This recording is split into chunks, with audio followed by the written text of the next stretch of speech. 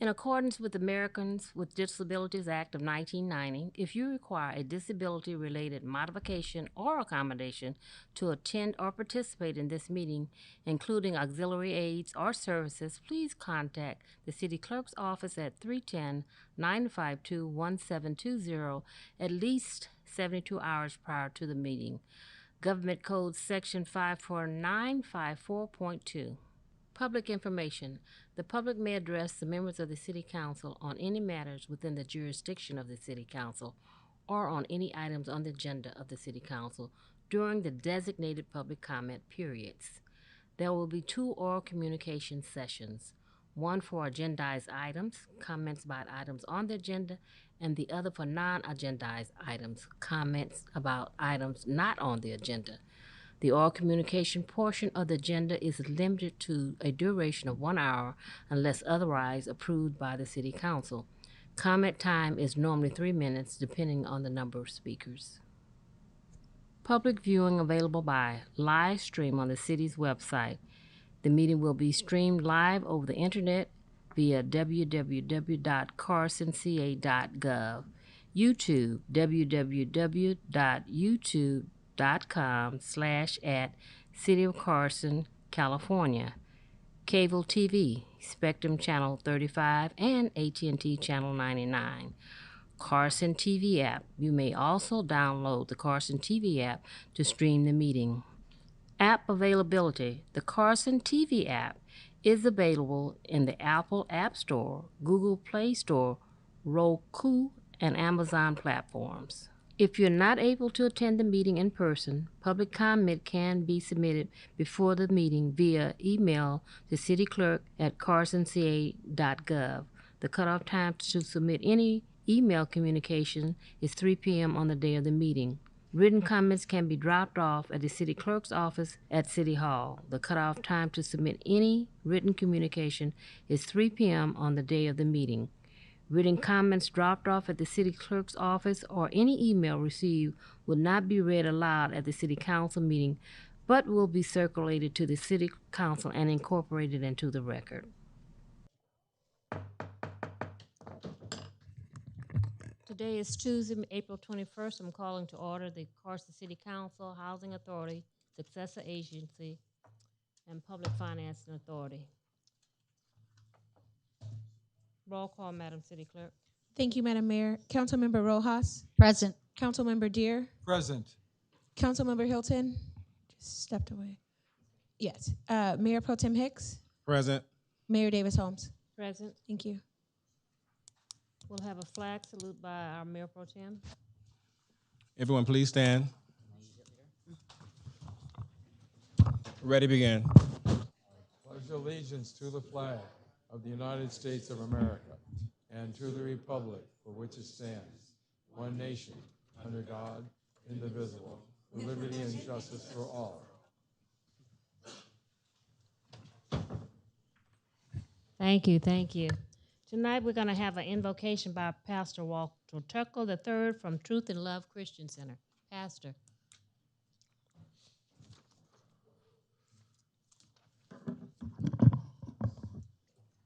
Thank you so much, Madam Mayor, and distinguished members of this august assembly. Let us pray.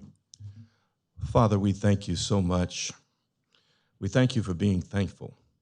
We're thankful that we're in a nation where we can come and pray like this. We don't take that for granted. The scripture says, blessed is the nation whose God is the Lord. And so we're grateful to be able to do this. As I was reminded recently that there was a time at the beginning of our nation where it looked like this nation was not going to be formed. But a man of God impressed upon Ben Franklin to remember to have clergy-led prayer. And this clergy-led prayer still exists today, not only here in the city of Carson, but in the halls of Congress where I once served. And we're thankful for that, because if not, we would be asunder. So bless the mayor and all these wonderful city council people. Thank you that we have a city that is great and flourishing and prospering, and yet Everybody here understands that they're part of a team. No I in team, and together each achieves more. Nobody here is exalting themselves higher than the one who keeps us, the one who protects us, the Lord Jesus Christ. Even as some politicians these days might think that they're him, but there's only one Christ, and he's the one who keeps this city. For if the Lord doesn't watch the house, those that watch in vain. If the Lord doesn't keep the house, those that keep in vain. So we thank you that this city is on the move. It is proud, it is prospering, but it is yet humble. And I thank you personally that I've come to know each and every one of the people on this council, and they're good people, and we're praying for them and their families just as we're praying for all the staff. Thank you for all the achievements that have happened as we look back through the back door and we see where Carson has come from. We're so grateful, but we're also grateful for where it's going. And we give you these prayers and give you praise, honor, and glory. In Jesus' name, amen. Amen. Thank you, Pastor. We have closed session items 2 through 3. Madam City Clerk, are there any comments on the closed session? No, Madam Mayor. Madam City Clerk, report on the closed session, please. Items. City attorney, right? Because you said Oh, city what did I clerk. say? got City it. treasurer, where is That's she? okay. I was like, wait, is that me or is that Dr. It could be Bradshaw? you today. Okay. The council will meet pursuant to Government Code Section 54956.9D2 in 2 active litigation matters. One is in the matter of Mark versus City of Carson, Workers' Comp Board case number ADJ 216218515 and ADJ 21667-605. And the council will meet in this pursuant to the same section in the matter of Alvarez versus City of Carson. And that concludes my report. Thank you very much. These items, we should be back before 6 or by 6, Madam City Attorney. I think 6 is fine, madam. 6 o'clock. We're going to recess into closed session. We'll return at by 6 o'clock.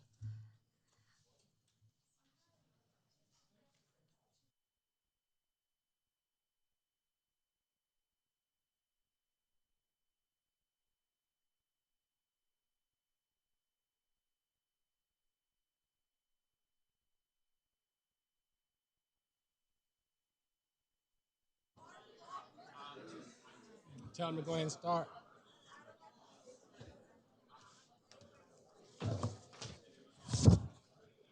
Rules of decorum. No person attending a public meeting shall engage in We're beginning the disorderly or meeting. boisterous conduct, including but not Quiet, limited to please. applause, whistling, Quiet, stamping of please. feet, booing, or making any loud, threatening, profane, abusive, personal, or slanderous utterance that disturbs, disrupts, or otherwise impedes the orderly conduct of the meeting.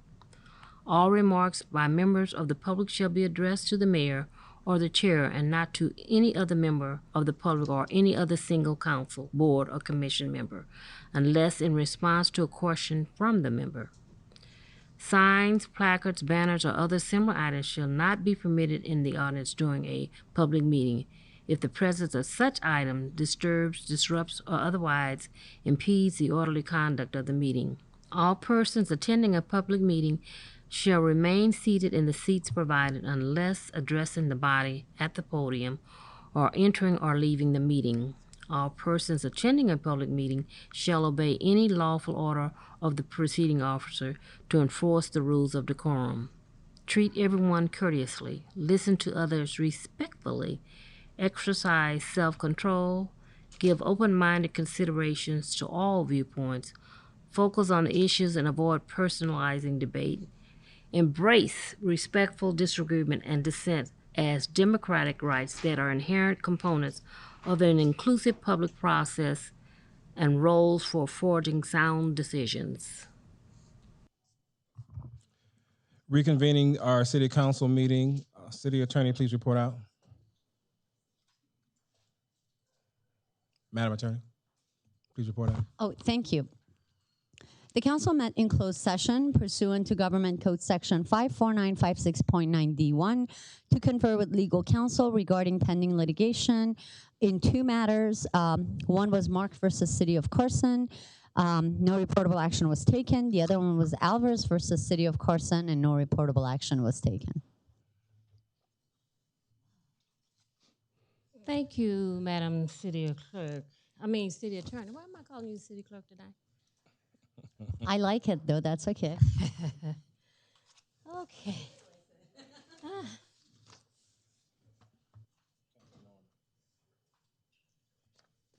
Captain Norman, are you here? Report from Captain Norman? Yeah. She's not. Okay. Quick announcement to make. If you're here on item number 31, consider adoption of interim urgency ordinance number 2626075 of the City of Carson, California. That item is going to be pulled tonight. We're not going to discuss it tonight. So anyone that's wishing to speak, the item is not going to be heard tonight. So I will bring it up. If you want to wait and speak at that time, you'll have 1 minute to speak, but we're not going to discuss that item tonight. Okay? Now we'll go to Captain Norman. She's not here. Is our fire chief here? No?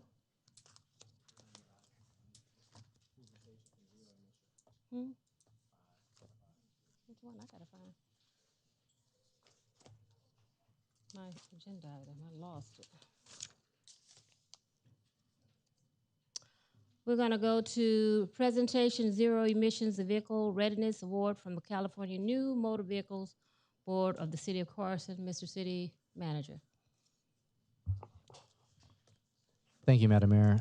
This presentation, as you stated, for the Zero Emission Vehicle Readiness Award is going to be presented, I believe, by Board Member Shirley Jones. Not sure if Ms. Jones is here. Oh, she is. Okay. She's going to come forward, and I believe she's going to provide this presentation and present any type of information or dialogue regarding how the city received it or the award itself. So that way you can, and your colleagues can hear about the great things that the city of Carson is doing in regards to this particular award. So thank you, Ms. Jones. Hi, good evening, everyone. Good morning, good evening, Mayor. My name is Shirley Jones, and I'm a board member of the California New Motor Vehicle Board. And today we are proud to recognize the city of Carson with the ZEB Readiness Award recipient. It is especially meaningful for me to present this award as a board member and also as a resident of this community. This award reflects the California Transportation Agency's priorities, which are safety, equity, climate action, and economic prosperity. And it acknowledged the leadership required to move them forward. Nearly half of California's climate changing pollutions comes from transportation. Addressing that requires more than innovation, it requires a commitment. The city of Carson has shown the commitment through their actions by installing the EV charging infrastructure in accessible locations, advancing a light-duty EV fleet, and engaging the community every step of the way. This work was not easy. It took long hours, collaborations, and willingness to listen and to adapt. It took leadership and understanding that was more than a one-time effort, but it was an ongoing responsibility. What makes Carson's approach stand out is its focus on equity, ensuring that a cleaner transportation is just not available, but is accessible and inclusive for all. Your effort demonstrates the meaningful progress is built collectively and sustained through dedication and vision. On behalf of the California New Motor Vehicle Board, thank you to the City of Carson for your leadership and your commitment to a cleaner future. The City of Carson is just not preparing for the future, you're helping to define it. And for that, we thank you. We proudly recognize you, and we celebrate you today. Congratulations on an award that's well-deserved for the city of Carson. So on behalf of the new Motor Vehicle Board, I was recently appointed by the governor. I'm here to present the award to the city of Carson for a job well done in creating a cleaner future, not just for the city of Carson, but for all residents of the state of California. We're going to Thank come you. down and do a photo op. That is awesome. Thank you. Yes, Mr. City Manager. Yes, thank you, Madam Mayor. And just before you take the photo, I just wanted to briefly give a shout out to our Energy and Sustainability Officer, Ms. Rita Culture, for her efforts in leading the new motor vehicle aspirations by changing our fleet, making it clean. And so she's been really a stalwart in this particular effort, so we appreciate that. And I think the award shows the fruit of her labor. So thank you to our Energy and Sustainability Officer. Rita, thank you. Stay right there. While we're coming down, could we have a photo with just Rita and what? Oh, okay. Shirley and Rita, and then we're gonna come down and take a group photo. Okay. Great. Thank you so much. Thank you so much for the award. Let's give our Rita a round of applause for. Man, she's doing an awesome job. And we'll make our way to the podium. And as soon as we finish that, we'll have recognitions for the regional mathematics competition teams from Del Amo Elementary School, Amler Elementary School, and Stephen White School for their achievements. Woo! Mathematics competition. Mathematics competition. That is awesome.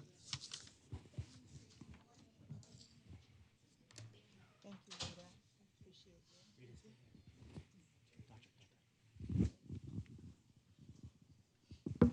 Thank you so much. Thank you. Yes.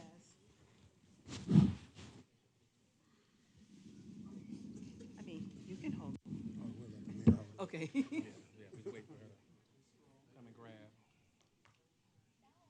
Thank you so much. Thank you. Thank you.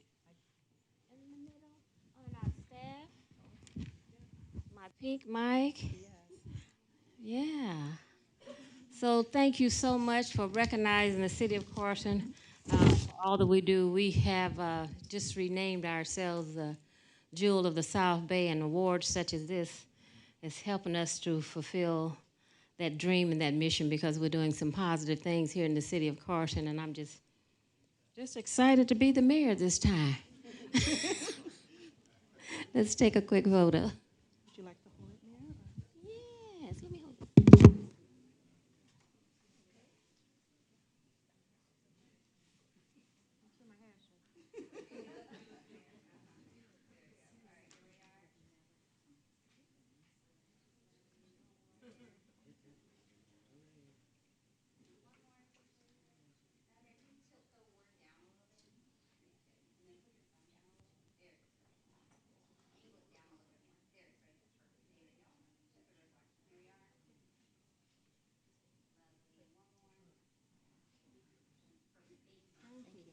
Thank you.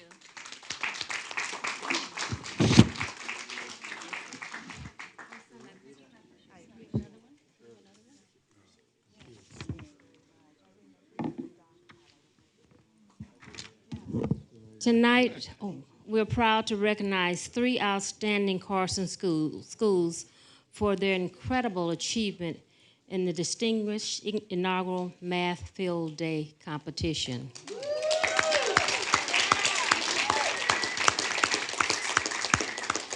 It was hosted at Stephen White Middle School this past March. Students competed, earning top places and advancing to represent Region South at the Los Angeles County Office of Education competition that happened on April 18th, and they did not disappoint. Amler Elementary's 5th grade team earned 3rd place. Stephen White Middle School, 8th grade, Wow, they brought home the first place trophy. And Delamo Elementary School, its fourth grade team also secured the first place.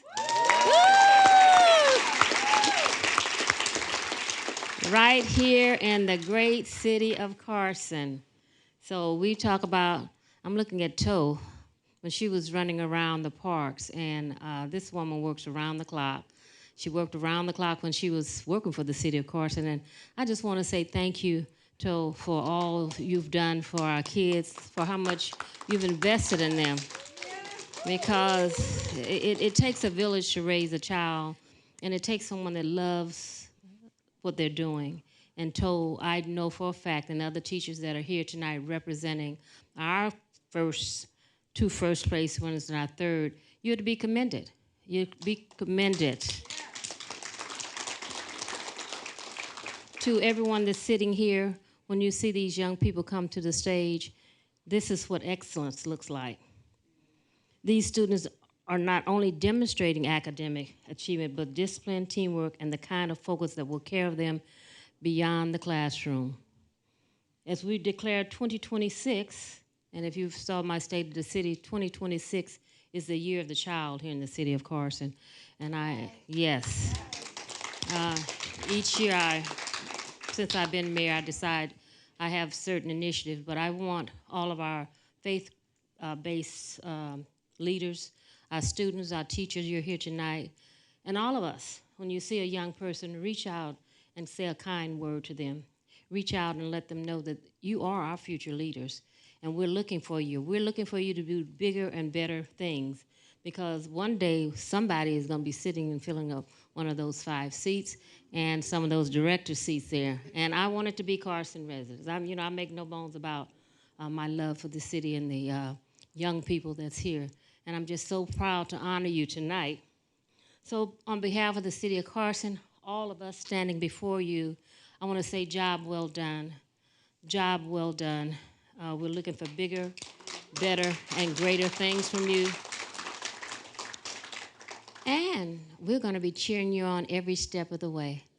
To Toe, I want, and the other, I call Toe because I know her, but I want to send this message out to all of the teachers that are here tonight. I want all of these kids to come and visit City Hall and to tour City Hall. And then I'm going to select, at each one of my council meetings, someone to be mayor of the city for the day. I think, and you guys make that selection, but I think it's important for our young people to know about city government. It's important for them to come see how their government works. Even though it'll be one, we want the whole team here cheering on the mayor for the day, because I just think it's important. I spent my life in the parks, came up through the parks, and testify to that. I love the people I serve, and I serve the people I love. And you Carson residents, I love all of you, and you know that, and that's evident by what's going on in this great city. We're moving. We're making the city the true jewel of the South Bay, but I want to recognize that 2026 is the year of the child. Okay? Thank you. Mason Rillo, first place, 4th grade, Dalamo Elementary. In recognition of your outstanding achievement in mathematics and exemplary performance in an inaugural Math Field Day competition sponsored by LAUSD Region South District, your dedication, problem-solving skills, and academic excellence have distinguished you among your peers and contributed to the success of this inaugural event. It's dated today, the 21st of April, signed by your mayor. Lula Davis Holmes, our mayor pro tem. Huh? What?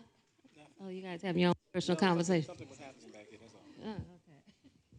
Our mayor pro tem, Cedric Hicks, Councilman, the Bishop, the Doctor, Jawan Hilton, Jim Deere, and our Councilwoman, Arlene Rojas. We're so proud of you. And I think I'm going to make one of these, my winners, One of them are going to be the mayor of the day. You guys can select another one, but this is my selection. All right. Okay.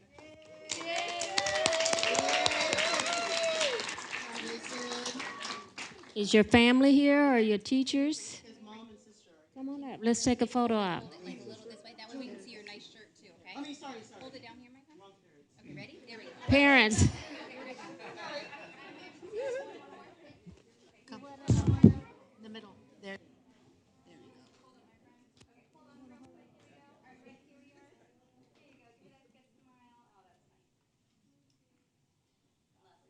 There you go. Family, come on down. Where's the teacher? That's you. Congratulations. Yeah. There you go. There you go. There you go. And then we just spread out. You can hold it. There you go. Thank you. Back up. There we go. Yeah. We're gonna have the family closer to their kid. There you go. Perfect. And then you back up a little bit, sir. There you go. And then right here. Where? There it is. Right there. That's all right. Here we go, everyone. There you go. Big smile. Yay, you won. Thank you. Yay. First place, 4th grade, Evan Ruiz, Delamo Elementary. Woo! And it says the same thing, but we're just so proud of you for your academic achievement and how you represented the city of Carson. It's dated today, the 21st. It's signed by your mayor, me, and the rest of these folks, our city council.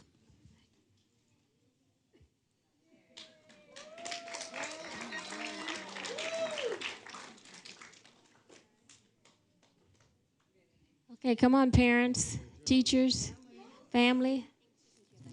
You again? Oh, you just. I know, Delamo. Hi. You guys are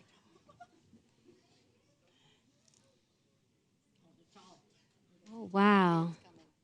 Thank you. Yeah, principal has to be up here. What?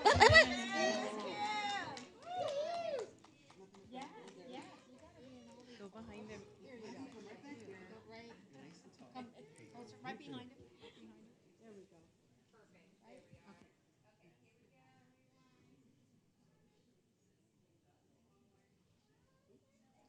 Can I get a photo with the principal and the teacher for this young man and the other winner? So council's gonna step out of the photo because I wanna. You're the mom. I just want the the two. We'll let Mason have his photo with. You can do them both because they're going to the same school. Yeah. We're gonna be out of this one, council. These the only two for the school. Just them. Yeah. Come on, Delamo kids. I know, but I want to do these two. Oh, it's more from Delamo? Yeah. Oh, you want all of them? We run deep. Okay, let's do the other winner, the 4th place. No. They were all first place. Oh, it's a lot more? It's a team. I'll get them later. You guys stay close. Okay. Is this Nathan Lopez? Yes. Delamo Elementary.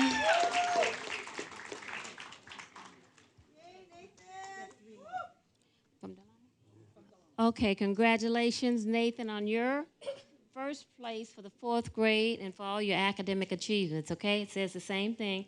It's signed by all of us, your elected officials, okay? You can put that on your wall. Show your shirt. There you go. All right, right here, Nathan. Right here, everyone. Thank you. Family of Nathan, come on.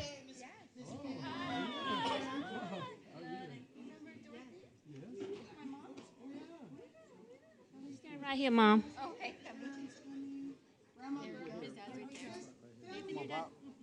Where's the rest of the family? Come on down.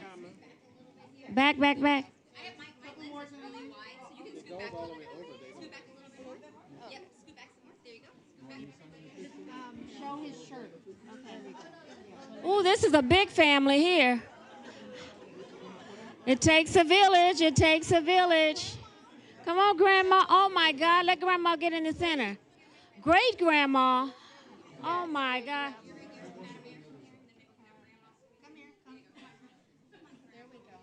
This is great Grandma. Two more.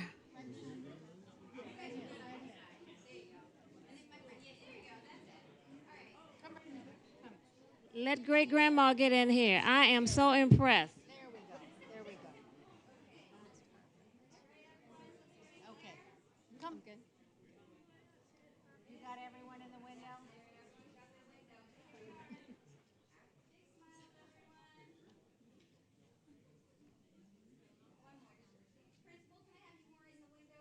Here? Yes. Thank you. Have a seat. We're going to get you all the winners up. Okay. Is that Delamo?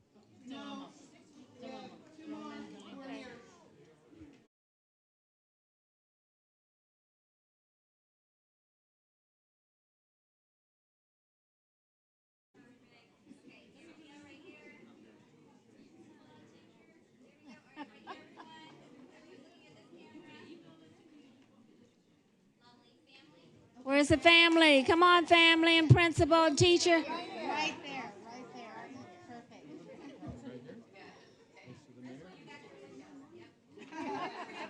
Come on, little one.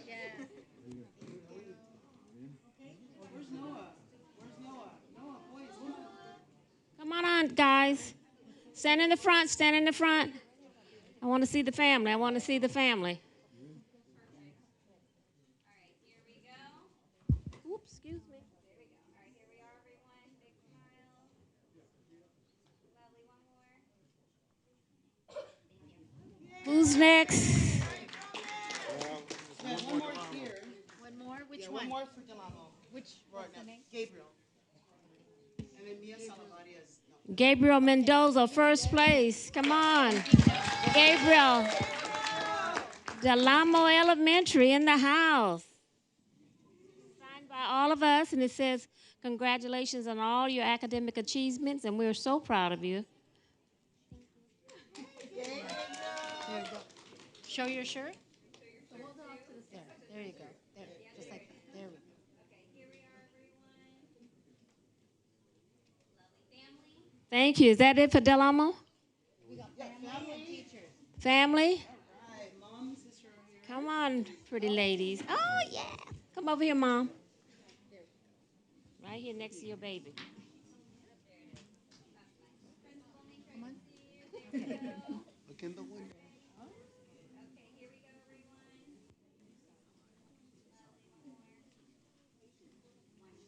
Thank you.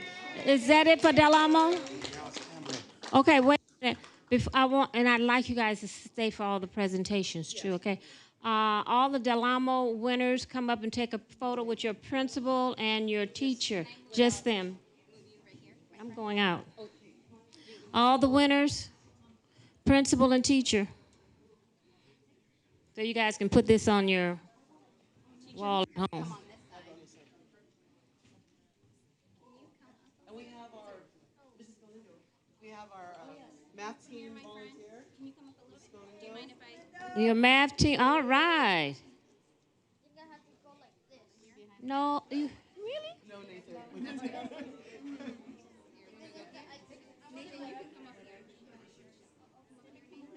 Smile, you're on candid camera.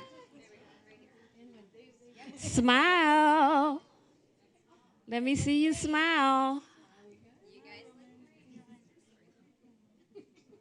Well, let's get out of the way. Hi, how you doing? Oh, that's a nice one. Okay, ready? Here we go, my friends. Okay, big smiles. Say first place. First place. Wait, looking right here. Look right here. Okay, good job. Thank you, thank you. Thank you, guys. Who's the next school? You know we're coming to visit you. I know. I'll be waiting for Ambler Elementary School. What district is that in? Mighty District 1. Ambler Ele- The great B3 is Delamo. Bailey Younger, third place. Fifth grade, Bailey, Ambler Elementary School. Where's Bailey? Oh, she's coming. Come on, Bailey. Hey, beautiful. Come on over here. Stand on this side. And this says, in recognition of your outstanding achievement in mathematics and exemplary performance in the inaugural Math Field Day competition sponsored by LAUSD. Congratulations on the job well done, and we look forward for great things from you. And it's signed by your mayor and the entire city council. Thank you.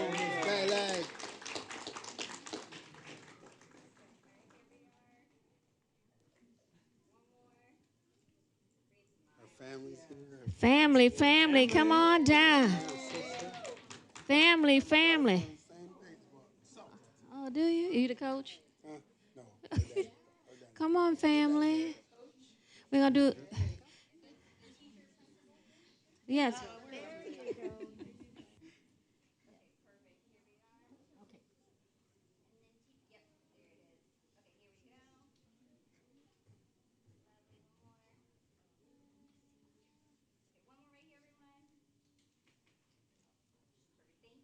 Thank you.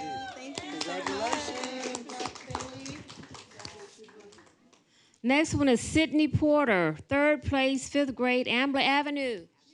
Absent? Okay. Elijah Alayale. Hi there. How are you? You're almost taller than me. I'd take off my shoes, you would be. Congratulations from all of us, your elected officials.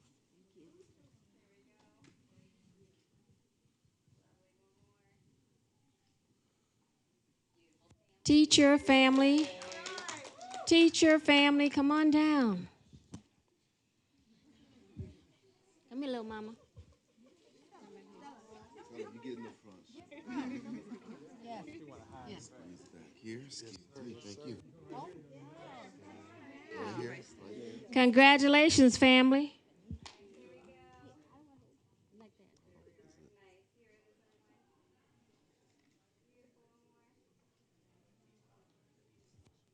Thank you.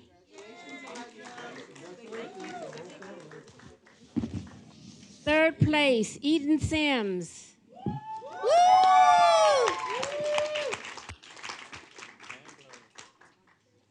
Fifth grade, Ambler Avenue Elementary. All right. Oh, hey, beautiful. Congratulations from the entire city council.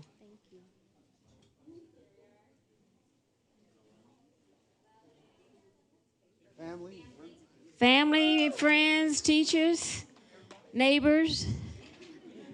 Come on. Come on, little one. Stand on this side, sweetie. Can I see you? Got you the right up here in front. All right. Twins? Yes, Oh my goodness.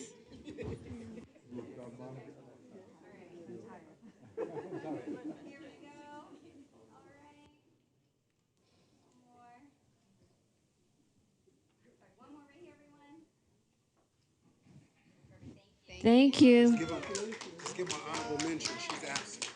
She's absent. Christina Murdoch. You know Christian? Not here. Honorable mention. Oh, she's third place, fifth grade. Awesome. In recognition of her outstanding achievements in mathematics. Thank you. So let's get all the Ambler students up here, the winners with the teachers. Come on. And the principal, and the friends, and the family. Just the kids. Just the kids. Oh, is that? No, okay. Kids, teacher, principal.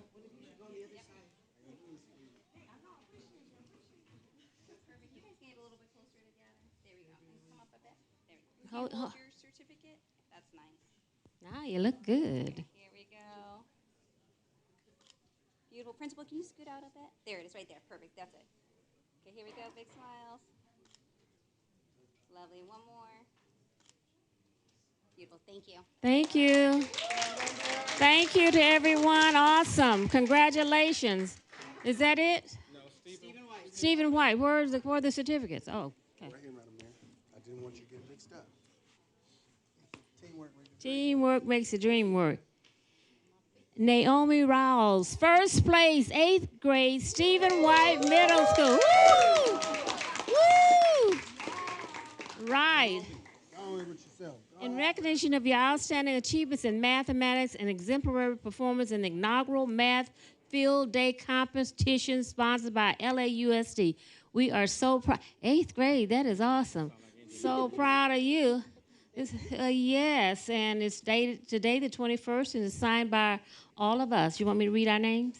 Lula Davis Holmes.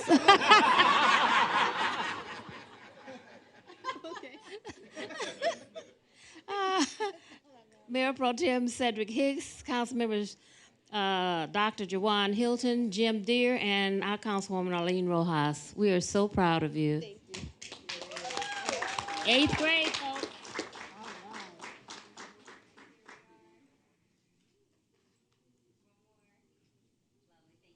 Thank you. Don't go anywhere. We're going to do a group shot, but you have a seat for. Oh, teacher, principal. And teacher, principal, parents, family, friend, come on up here. Oh, this is the one we're out of, I think. Oh, did we get one? We're in this one? We're in this one, then they take one together.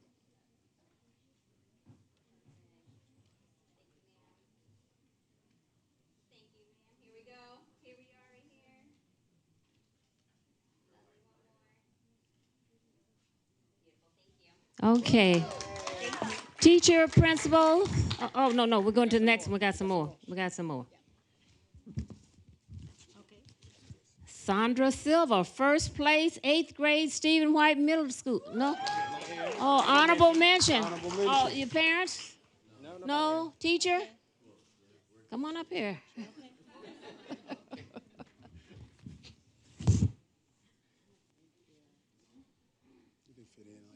can fit in as an 8th grade student.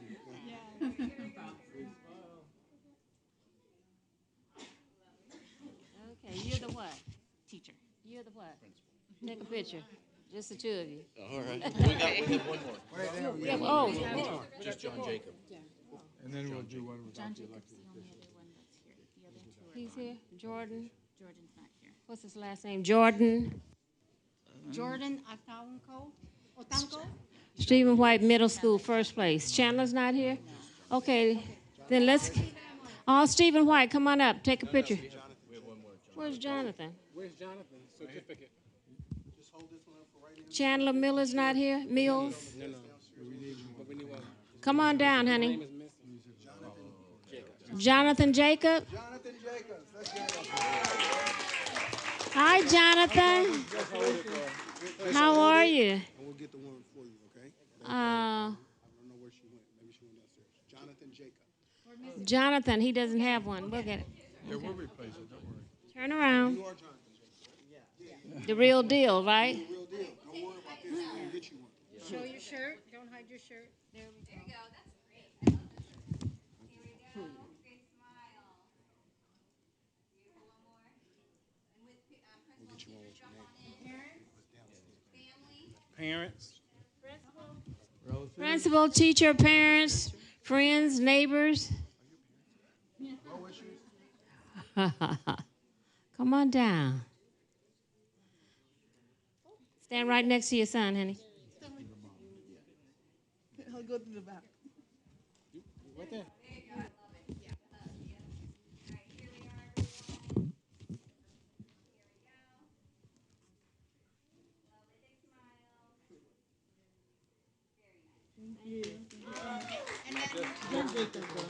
John Jacobs. We have one more? No, that's it. Stephen White. Now all the students and the principal. All Stephen White winners come down, students, principals. Come on down. Yep. Thank you so much. Thank you so much. Oh, council, we can step out. Thank you so much. There we go. You guys look great. All right, here we go. Big smile. Look at that beautiful smile. Oh, look at these smiles. Yeah, just hold. Put your hand on her. Okay, here we go. Big smile. One more. Lovely. Is that? Yes. I'd like a photo of all the students from all the schools and the principals. We're gonna do one big photo, okay? Ambler, Stephen White, principals. Come on over. Come on down. Delamo. One big photo.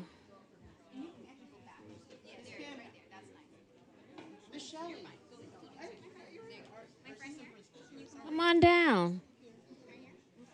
Principals, students, teachers.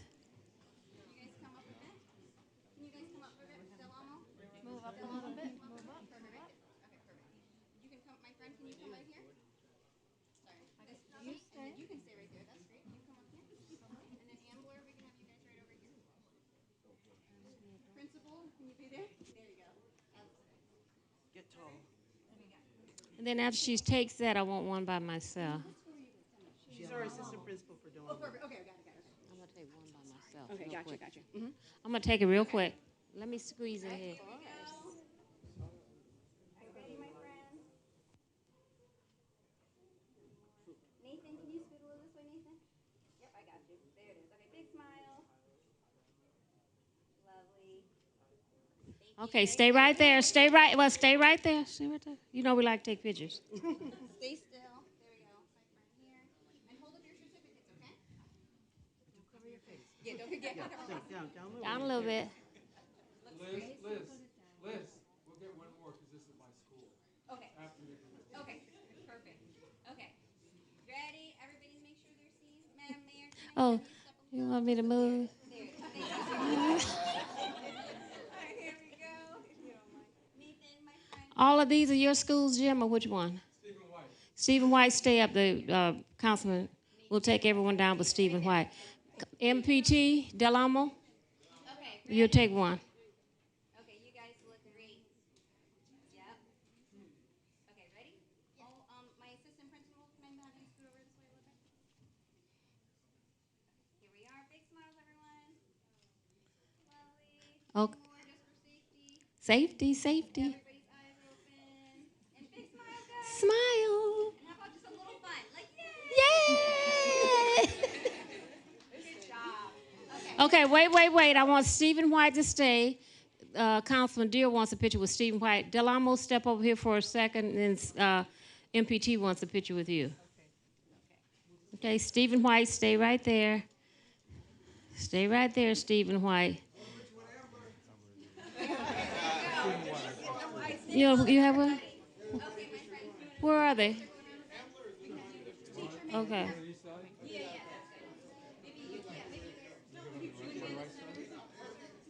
Ambler. Okay, all right, ready, everyone? Big smiles. Delamo, come on down, Delamo, MPT. Delamo, come on. Delamo, come on. Oh, who is this? Stay right there. We're just doing teachers and students now.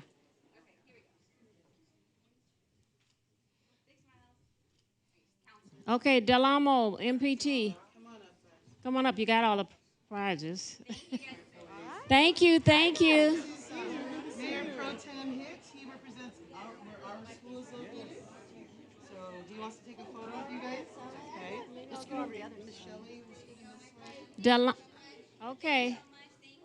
All right.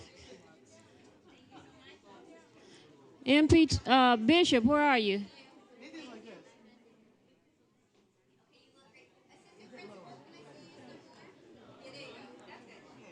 Where's your school?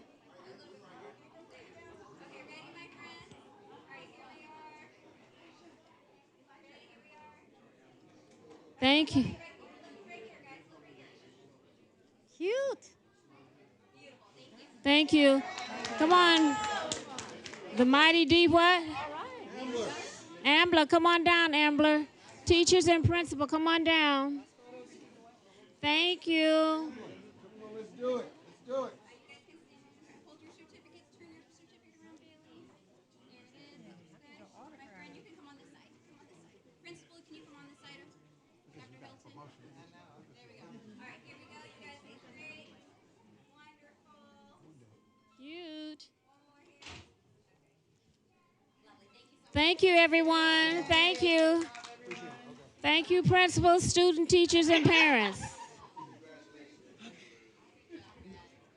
Okay, now we'll get down to some serious business. Thank you. Our fourth grade will be coming in. Okay, let me know. Get it on my calendar now. I will. I'll do it You're now. welcome. Hey, Delano, let's say thank you to Mayor Lula. Well, thank you, my future leaders. Who's going to be mayor for the day? There we go. We got some. All right. Thanks, guys. All right, bye-bye. You're welcome. Did you? We did. We just got one this evening. Oh, okay. Susan something. Hernandez, I believe. Look, I'll pull it up right now. Okay, okay.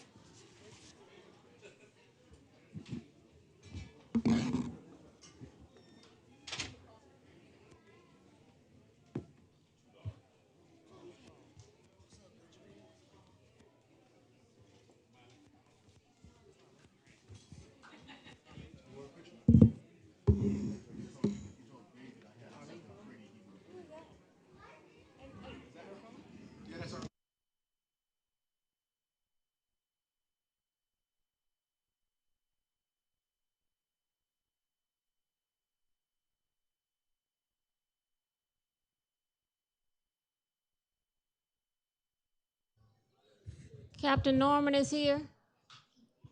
You saw her? I couldn't tell so many people. I know she was sitting. Don't think so? She said no show. Okay. Uh, all communications for matters listed on the agenda. Madam City Clerk. Thank you, Madam Mayor. My apologies. I do have several comment cards for items 31 and 25. 31 will take up the all communications after we finish the go through, get to that item, because it's not going to be heard. What is item 25? Yeah, so items 25, 32, and 36 are the other. Okay, let's call for listed on the agenda. Yes. Okay. So Call. not 31. Okay. German Soraya.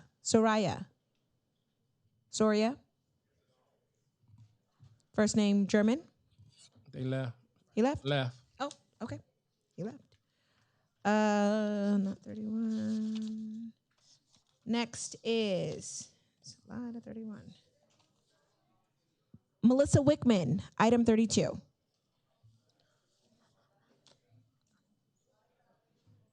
Yep. Hello.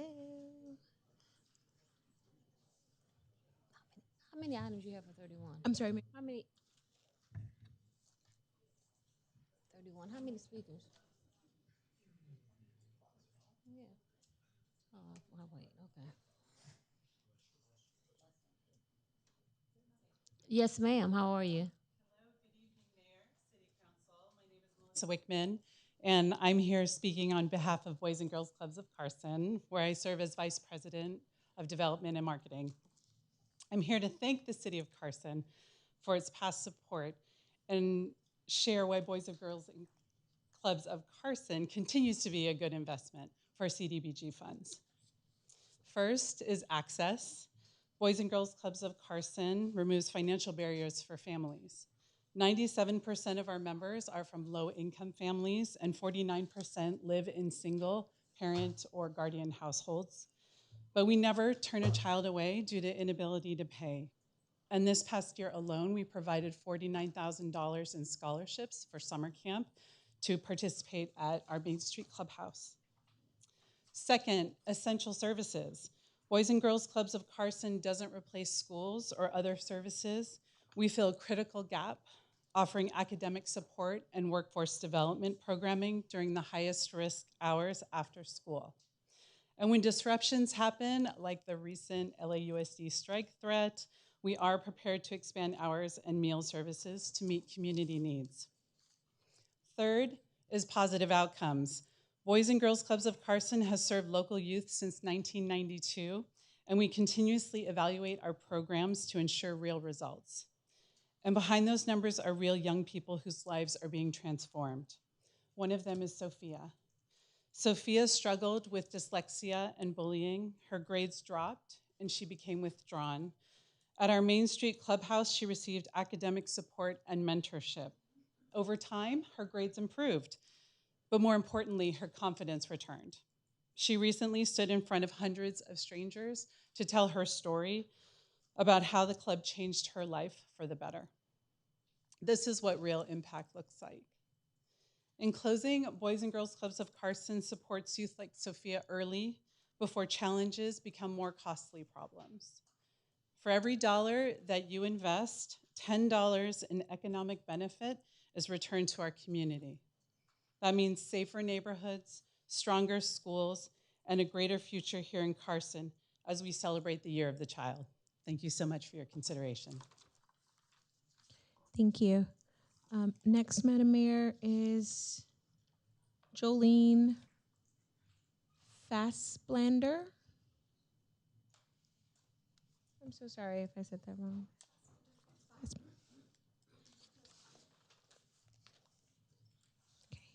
Okay, you have 3 minutes. Thank you. Thank you. Hi, good evening. I'm Jolene Fassbinder. I'm a grants manager with Venice Family Clinic. Venice Family Clinic, for those who may not know, is a federally qualified healthcare center. We serve over 40,000 individuals across the West Side and the South Bay. We're a principal source of comprehensive primary care for individuals and families who have low incomes, who do not have health insurance, or who are unhoused. Our healthcare program is designed to meet the physical and mental health needs of our patients, and it extends beyond the traditional scope of medicine and medical visits. We offer integrative medicine. We address the social needs of our patients through case management, food distributions, health insurance enrollment, and more. For over 26 years, the Carson Wellness Center has offered adolescent-specific services, as well as services that are available for all community members, including medical exams, family planning, and general diagnosis and treatment for conditions such as colds, flus, asthma, and more. This is done in an age-appropriate, convenient, and culturally sensitive manner. Clinicians provide essential preventative care and early detection of chronic conditions. Our on-campus services are available Monday through Friday, and they allow students to attend appointments without missing a lot of class time. Venice Family Clinic has longstanding experience with school-based health centers. For over 2 decades, we have run the school-based centers at Santa Monica and Culver City. In 2024, we launched our new Maxine Waters Health and Dignity Center with York Elementary School in Hawthorne. We understand that different age groups have their own unique concerns. Our school-based clinics offer welcoming, convenient, and confidential care to meet our students' needs. We are here this evening to request ongoing support for our work at the Carson Wellness Center.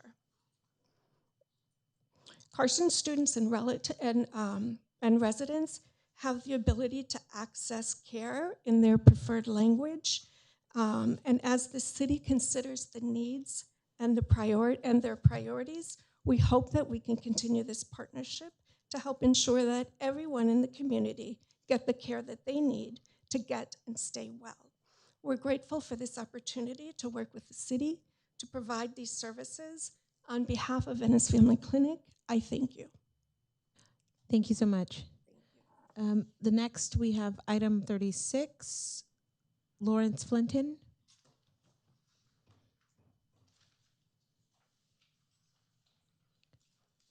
Good evening. Madam You Mayor, have 3 minutes. City Council. In reading 36, I support the ordinance, but I find that there's maybe some errors or areas that need to be touched upon.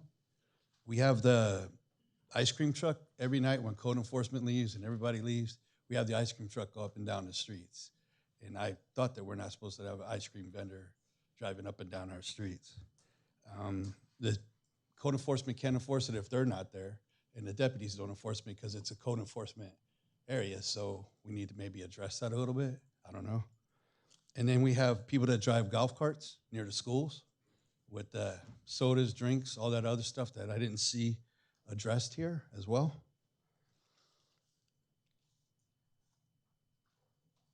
And then the vendors that show up at a Home Depot parking lot every weekend. And I support the whole order, but I just didn't see any of that language in there. Thanks, Mayor. Mr. City Manager, I think you can address those while they're not in there. The ice cream trucks, the vendors, or is it our through the assistant city manager? Thank you, Madam Mayor, Council. Yes, some of the items that the speaker was addressing are actually part of the existing code. We can certainly have code enforcement double down on the enforcement during the targeted time windows to address some of the community concerns. My concern is also with Mr. Commissioner Flint is the vendors. I don't think we have jurisdiction over them unless they have a license. It's on private property, and they also need a business license and a health permit. That's how we. Madam Mayor, that is correct. Private property and some of what this ordinance covers allows us to do additional enforcement on those areas. However, we work with private property owners to ensure that they provide the appropriate no trespass letters and other requirements that will allow officers on their property to do that enforcement. Okay. And the ice cream trucks? Yeah. After hours? Correct, after hours. So that's a tag teamed effort between code enforcement and Sheriff's Department. You had one more. It was 3. The golf carts near the school and just going up and down the street. Staff has taken note of that, Commissioner. You on which commission? Public safety? Yes, ma'am, but I'm here as a resident today. You can be here as a commissioner. Okay. Yes, ma'am. Okay. Dr. Lennox. Madam Mayor, I've got a question before we go on. Just a second. Dr. Lennox will contact you if he has your information and discuss your concerns. But as a public safety commissioner, these are the things you're supposed to be doing. So you're not here as just a resident. Mr. Commissioner. Touche, madam. Okay. Yes, Councilman. Thank you, Mr. Commissioner. Is this an actual traditional ice cream truck, a full truck, or are they the carts? It's a full-on truck. Full-on truck, I see. Okay, thank you. And he, to be honest, he waits till, he knows when code enforcement is done. And then he waits till they're done, and then he shows up. Yeah. And it's only one. No surprise. Right? Thank you. Thanks. Thank you for coming out. Thanks, Mayor. Thank you. Last call for German Zoria. Nope. Okay, Madam Mayor, that concludes public comment for agendized items, and then I have 3 cards for non-agenda.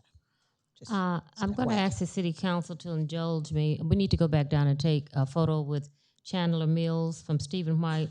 He's a first place 8th grade winner, so we're going to give him the opportunity also because he's just showing up.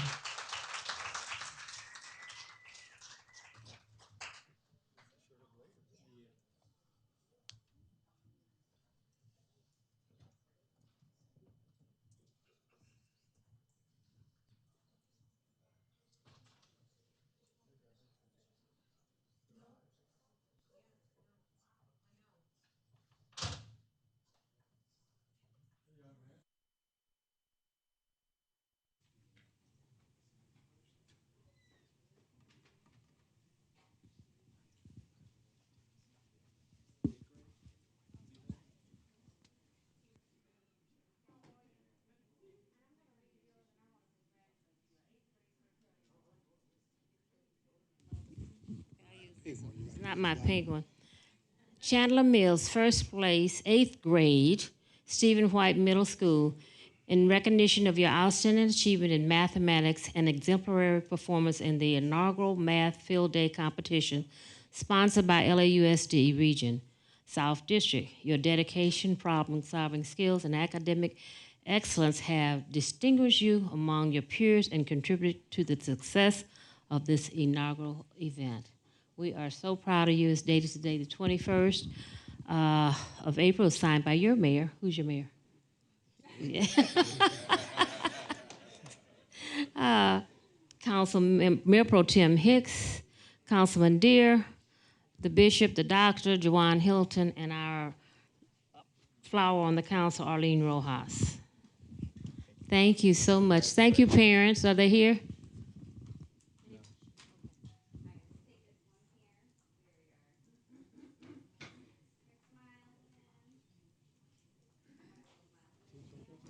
Thank you.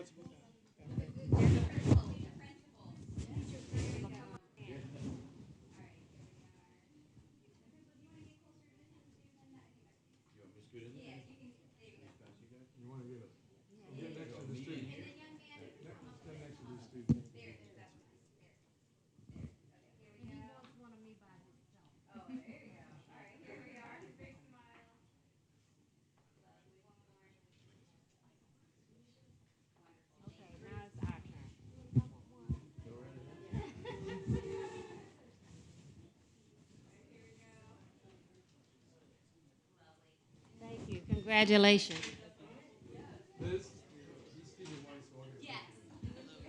How are you? Is this Stephen White?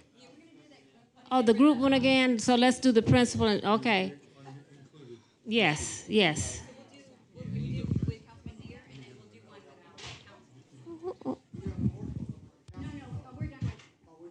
Yes, thank you, thank you, thank you. All right, here you go, my friends. You guys can come up a little bit. There, just go get a little bit closer here. There we go. All right, ready?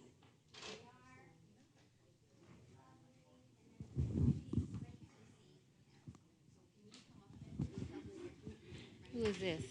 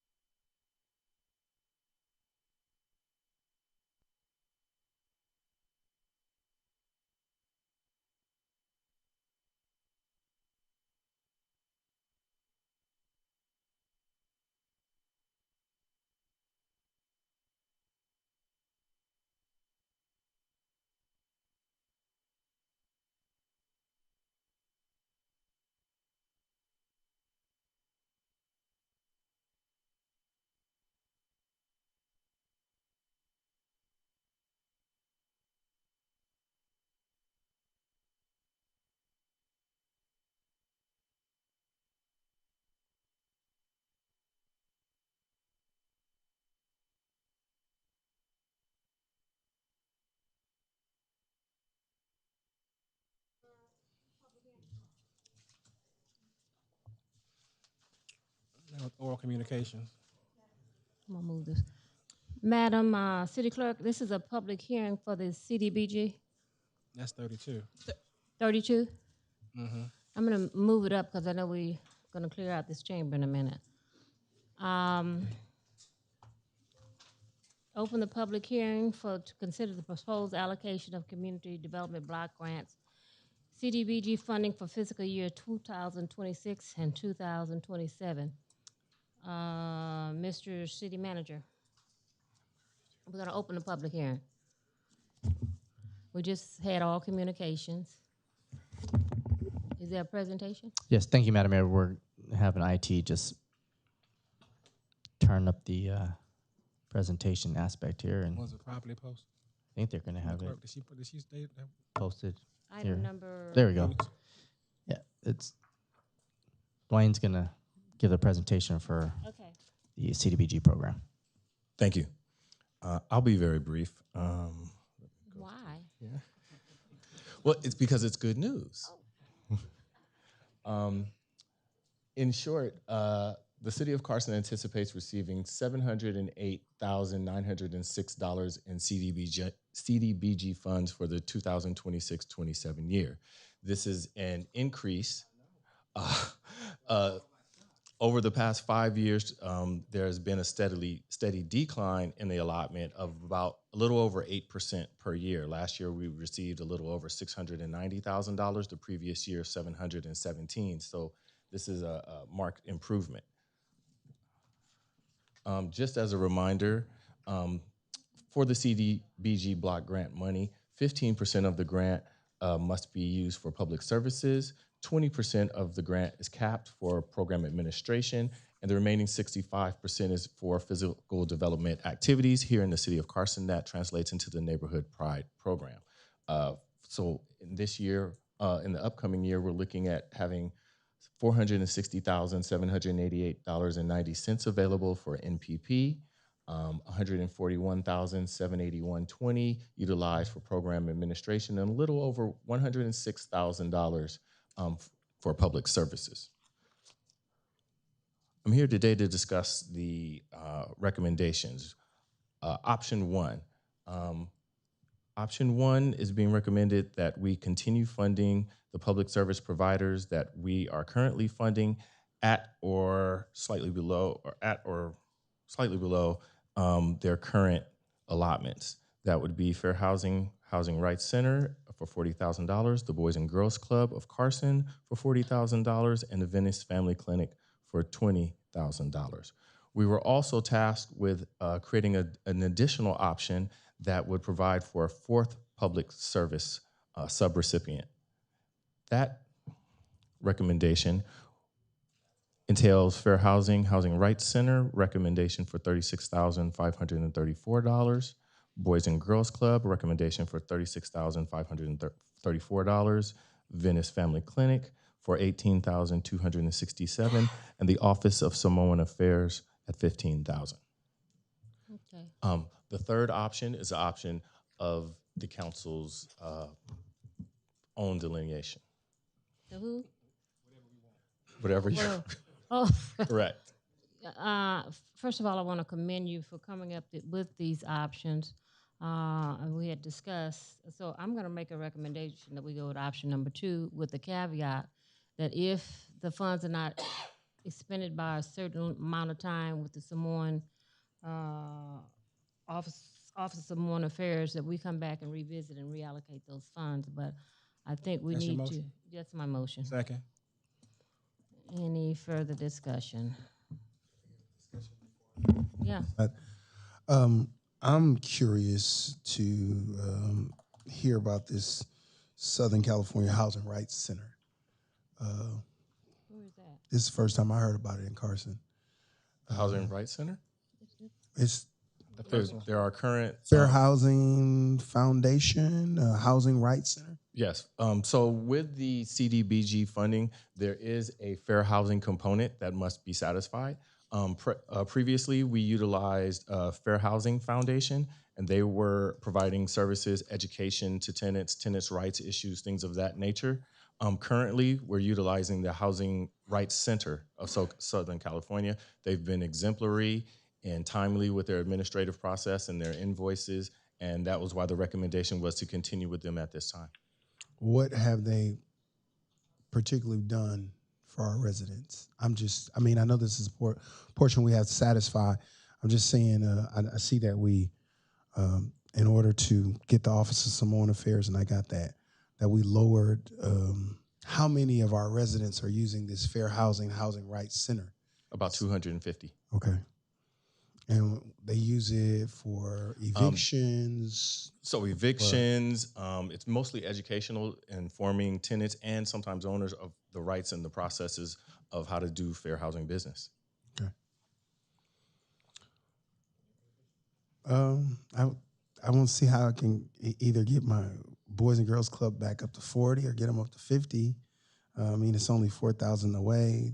Are we using all the housing right, or we allotted them 34.9977 last year, and they did an awesome job. Do you think they need I mean, you have the county who participates in giving money to people who are going through evictions and all of that. So, I mean, can we figure out how we can either get the Boys and Girls Club up a little bit, or I know there's a motion on the table, but I'm trying to throw myself on the mercy of my council people to see if they're willing to go, to see how we can get our Boys and Girls Club up. They do phenomenal work, and they gave out so many scholarships this year. Just trying to figure out how we can get them either close to their requests or at least allotted for what they got allotted for last year. I completely understand. If it were up to me, I would fund all of these to the fullest extent, but we're dealing with the funds that we have available, and we're just trying to make the fairest recommendation possible. Can I make a recommendation? Of course. Well, I know I can, but anyway. You're the mayor. You can do it. I hear what he's saying, but my request is to give the Samoan Office of Samoan Affairs a deadline to spend their money, and if it doesn't, then you can reallocate it to the Boys and Girls Club, because they have. I think we putting together some kind of per chart to say you need to have spent so much. Yes, as part of the contract, we will ensure that there will be monthly invoicing and administrative check-ins, and quarterly check-ins to see if we need to come before you again. You need to come before, and we'll reallocate the funds to them at that time. Is that Okay, good? that'll work. Okay. Thank you very much. There's a motion on the floor and it's been properly second. Any further discussion? I see that was Dr. Hilton, Councilman Deere. Thank you, Madam Mayor. A couple questions. Thanks for your presentation. We appreciate the good work you've done. I know it's not easy with all these applicants, and they're all worthy. And we know it's difficult to make a recommendation, difficult for us to make a decision, because we'd like to fund all of them with whatever they requested. But there's only a finite amount of money coming from the federal government. So the councilman's comments sparked a question I had about the Fair Housing Center. They've been with us for many, many years. They do tremendous work. It's really very important work, and there's no doubt about that. Has it been steady, about 250 families been helped every year? Is that average, or? With the Housing Rights Center? Yeah, Housing This Rights is our Center. first year with them. Oh. No, it's not. No. I thought so. I remember referring people to them in the past years. Excuse me. Good evening, Council. Housing Rights Center had a contract with the city for over 15 years. Yes. Last year, we went to Fair Housing Foundation, which is based in Long Beach, but we went back to Housing Rights Center. They offer monthly clinics here at the community center, so people can walk in. They also offer two extra sessions. We'll be having on May 28th. We'll be having an evening session for residents, and it works for both landlords, tenants. Anyone can come in. They also have legal services that they can refer out to. So they, on average, their application, it's anywhere from 225 to 250 people that they do serve. Yes. I just recall over the years referring people to Housing Rights Center. So often people come to elected officials or to you or to their Housing Rights Center, other staff, after they're already served with eviction notice. Are they able to help the people before they get to that point with education classes, legal advice? Because, you can work with the landlord and maybe not be evicted. Landlords are not all bad, not all good, but some of them, like myself, are very good. And we can work with people that cooperate and are sincere. So this Housing Rights Center is able to kind of intervene before it gets to a lawsuit where a judge is ordering someone evicted and the sheriffs are out there with the guns drawn, taking the people out. I mean, we don't want to get to that point. Could you answer that question, please? Sure. Typically, the residents that we see that need assistance with housing issues are usually at the end of a term. They've already been served some type of eviction notice. Yes. So it's usually, it may come to eviction just due to their lack of responsiveness. However, they are very important when it comes to unlawful evictions or people trying to get some type of relocation assistance from their landlord. It's very common here in the city that people are renting rooms. And so people that their tenants don't really know where to go and what to do with it. So since we're not able to give legal advice, we refer them to Housing Rights Center. Like I said, fortunately, we do have the walk-in clinics that are once a month. If not, they do call them on the phone, and they do have they have attorneys on the line as well if they need to refer them outside. Unfortunately, LA County, City of Los Angeles has a lot of resources that are separate from what the county does, but the county doesn't really have a lot of services that they can offer for free. So that's where Housing Rights Center has come in handy for a lot of people that walk in here. That's an excellent point, and that's a good reason why we have them in Carson, and we need their great service, their great work. Thank you very much. Thank you.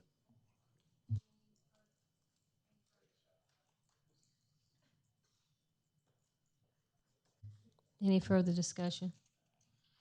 Hearing none, please cast your vote on the recommendation. Madam Mayor, I apologize. I do have a question about your motion. Clarification on it? It's only the Office of Samoan Affairs that is going to be looked at for not allocating the funds. Wouldn't it normally apply to all the applicants? Well, they're probably Or is so, there a I'm reason? sure, but there's a specific reason why we wanted to say that they need to be looked at, because last year they did not spend all of their monies. I see, yeah. And so therefore I wanted to make sure that we had a tracking device so that if we don't have to wait until the end of the year, so we Yes. can allocate to the Boys and Girls Club of one of our other agencies if in fact they're not Okay, using and they're it. the only one. They're the only one. I see. Okay, that makes sense. Thank you for clarification on that Sensible. issue. Thank you. Cast your vote.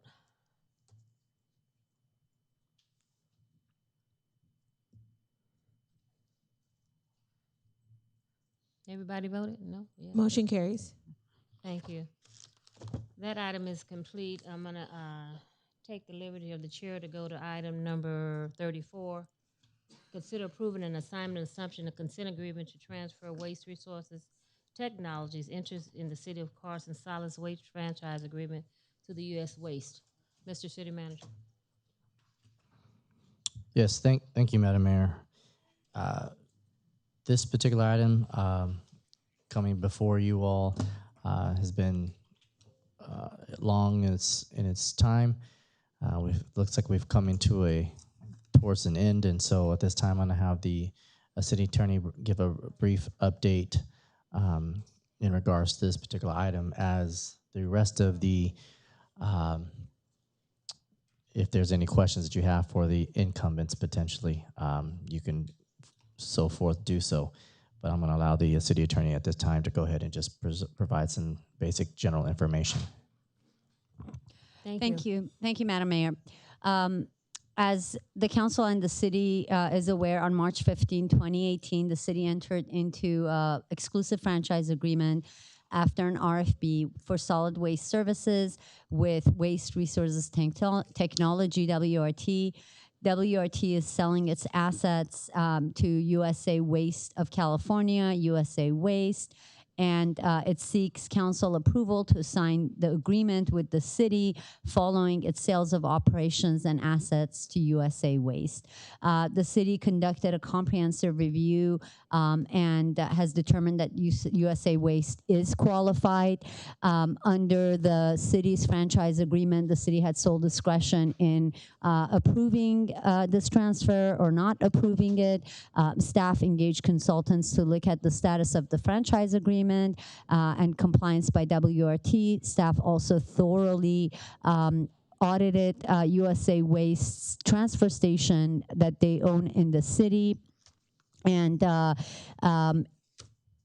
in exchange for approval of the assignment, assumption, and consent agreement, USA Waste has agreed to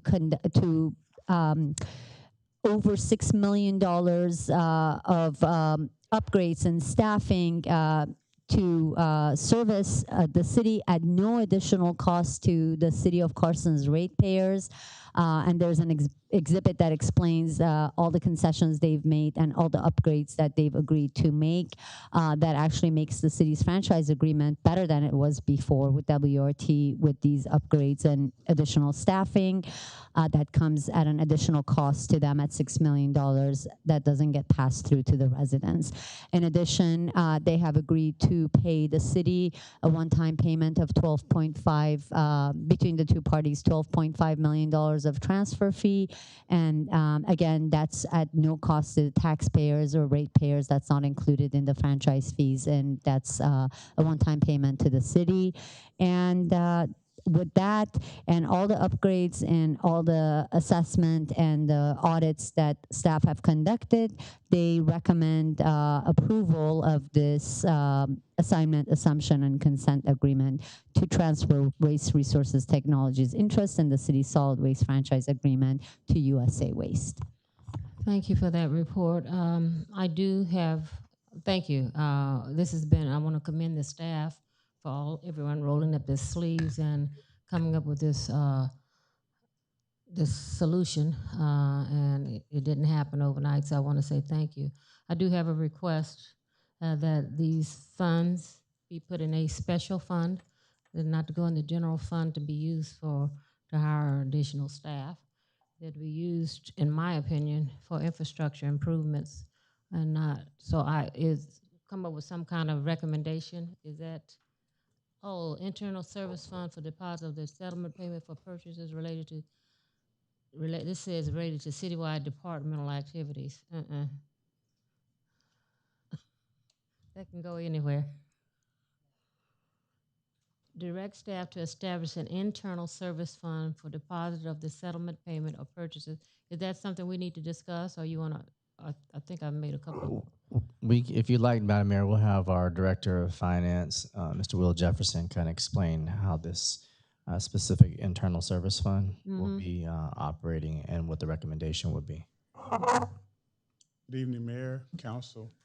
So we refer with our auditors, external auditors, to set up an account that'll be able to be specialized for the funds, which was the internal service fund. The funds will be able to be used for equipment, services, and infrastructure or equipment.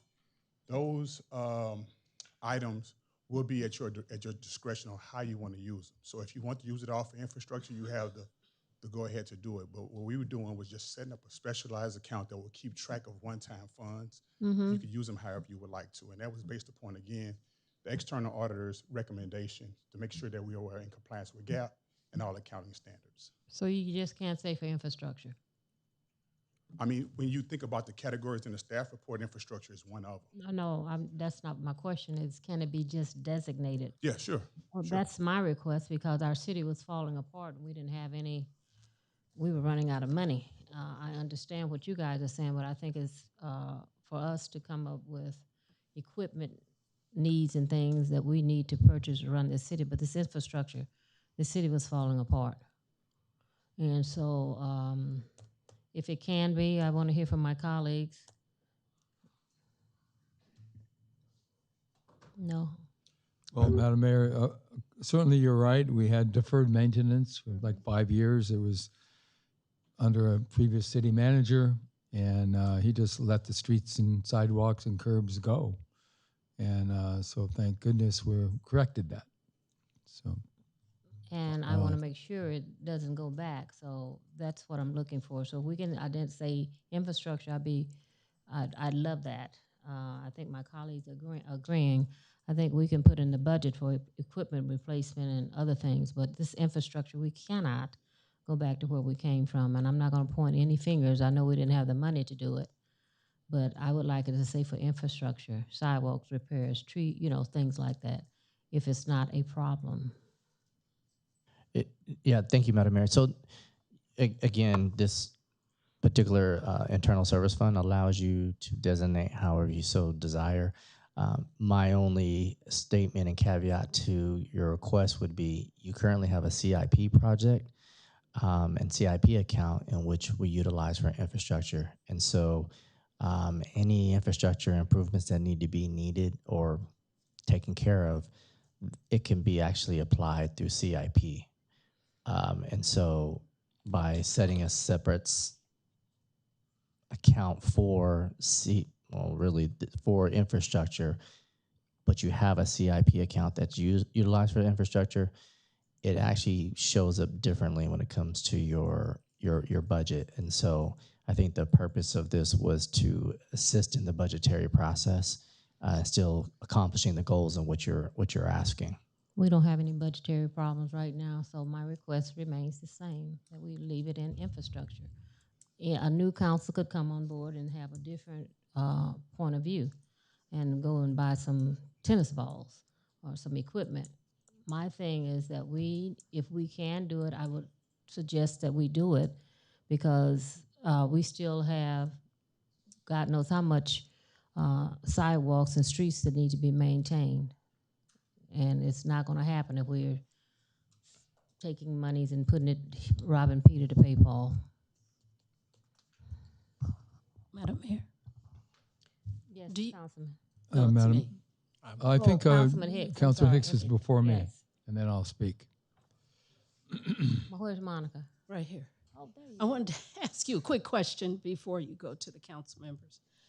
So if it's agreed to have those funds in a separate account, do you want the funds in an interest-bearing account? Yes. Of course. Okay. I think, so what's the MPT? Thank you, Madam Mayor. My question is to the staff, to the city manager regarding the funds, if they're being earmarked. You have the capital improvement list, and I know that we have a shortfall, and in that list, they're prioritized every year what projects are going to be funded for that year. Many times those projects are underfunded because we don't have enough funds to cover the entire list for that particular year. This could be an offset to augment what we already put in place to make sure infrastructures are done annually versus every 2 or 3 years, because you got to wait till you get enough funds. So it's still earmarked for your CIP, but it's for CIP programs that are already in your CIP project or program that identifies it, and those funds now are made available to supplement what we already put in place. So the answer is no, you can't. As far as the interest-bearing account, no. You can't put it in interest bearing. Okay. It's an internal okay. service fund. Okay. Okay. Councilman Deere. Thank you. Yeah, I have 2 comments. One is I agree totally with the mayor. Infrastructure should be primary. First of all, if you go back a dozen years and further, City of Carson was known as the city in the South Bay with the best infrastructure of any city. Our streets, sidewalks, gutters, we had heavyweight corridors set up for heavy trucks. We revamped intersections at Avalon Boulevard and the 405 freeway. Revamped the intersection at Wilmington Avenue and the 405 freeway. All major projects.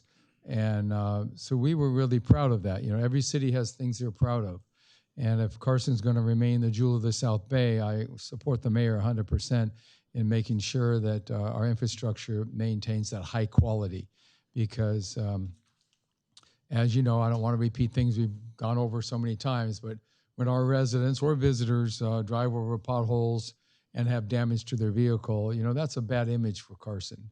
And so we did have deferred maintenance, and we corrected that. So I think allocating the funds the way the mayor suggests is a good idea. Second point I'd like to make is, as you outlined to us, the staff outlined, it's our discretion on what we use this money for. So if our intent is to use it for infrastructure, that's where it will go. But if we decide as a council body that we want to take part of it to do something else that we're not thinking of at the moment, but we might at the time, it's still under our discretion. And I think that's really important. Yeah, it is. Thank you. Thank you very much. Okay. So if we can do it, that's my motion, that we identify for infrastructure. Okay? And you have a second already. I have a so second already on that. Move the previous question on that. Point of clarification. Yes. Who was the second, Madam Mayor? I want to say, well, did you, who was it? Who seconded If you need a second, I'll second it, but I'm sure everyone will second it. I didn't capture it. So Second. thank you. It's been moved and properly second to allocate these additional funds. And then, did we have anything else to do? Was there any more discussion? Yes, Mr. City Manager. Thank you, Madam Mayor. We'll have our Assistant City Manager, Dr. Robert Lynch, just read a brief sentence at the bottom of this staff report. I think it'll kind of help clarify some things as well. Thank you, City Manager. Yes, Madam Mayor and Council, the last couple sentences in the fiscal impact, just to point out that the procurement, the funding and the funds would be set aside for the procurement of one-time non-routine equipment, vehicles, and services as it states. Again, that is purely what staff has recommended, but it sounds like council has an interest in these dollars being instead allocated for capital improvement. So this fund, as proposed by staff, is not specifically identified for capital projects or infrastructure, but what was recommended was for the categorical items that I just mentioned. So it is the council's purview. It's been changed. Yeah. I know. Just want to make sure that's clear. I read it. Yep. Okay, so it's been moved and properly second, restated. Cast your vote. Okay, the vote is unanimous. Motion carries. Now, do we need to vote on the staff's recommendation? This was, no, we're good?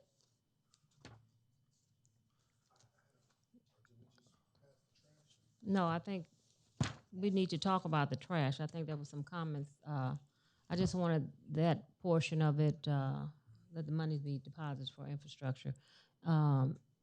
Dr. Hilton.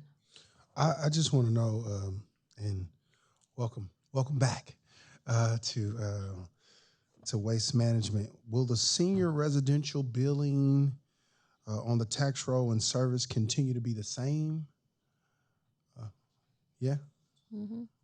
Yes, it will be. I can respond to that. Okay, that was my question. Some seniors was asking. Okay. For clarification, could we briefly summarize? I think that's included on one of the pages, but there's a list of things on here. Can we do a quick and dirty on that, or you don't want me to do that now? On items that were agreed upon? I thought I already did. Do you want me to repeat it? Did you? Yes. Oh, I was asleep. Okay. I'm good. I just wanted to ask that question. Okay. If we gotta go so we're going to move staff's recommendation then. Is that... Read it, MPG.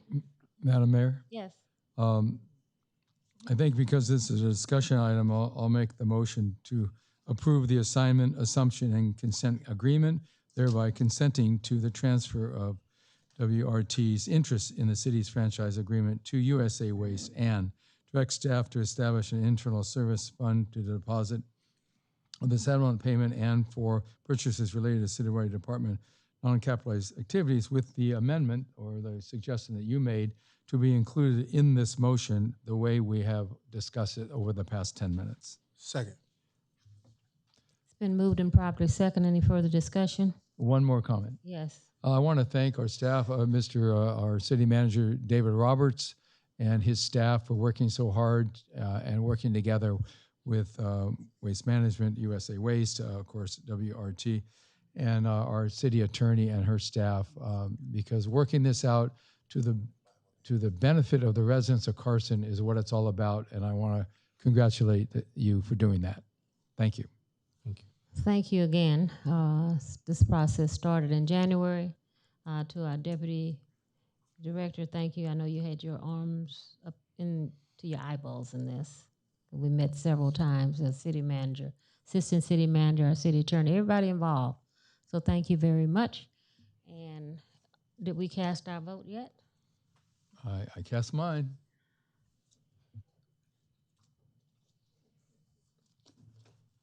Motion carries. Thank you. Let's go to the consent calendar. Move the consent calendar, Second. Madam Mayor. I forgot the minutes. Oh, I forgot the minutes. I lost my agenda. Oh, you want the minutes? Motion to approve the minutes. That's number Second. We're approving the minutes right now. Yeah, my second's for the minutes, because it is. You got it?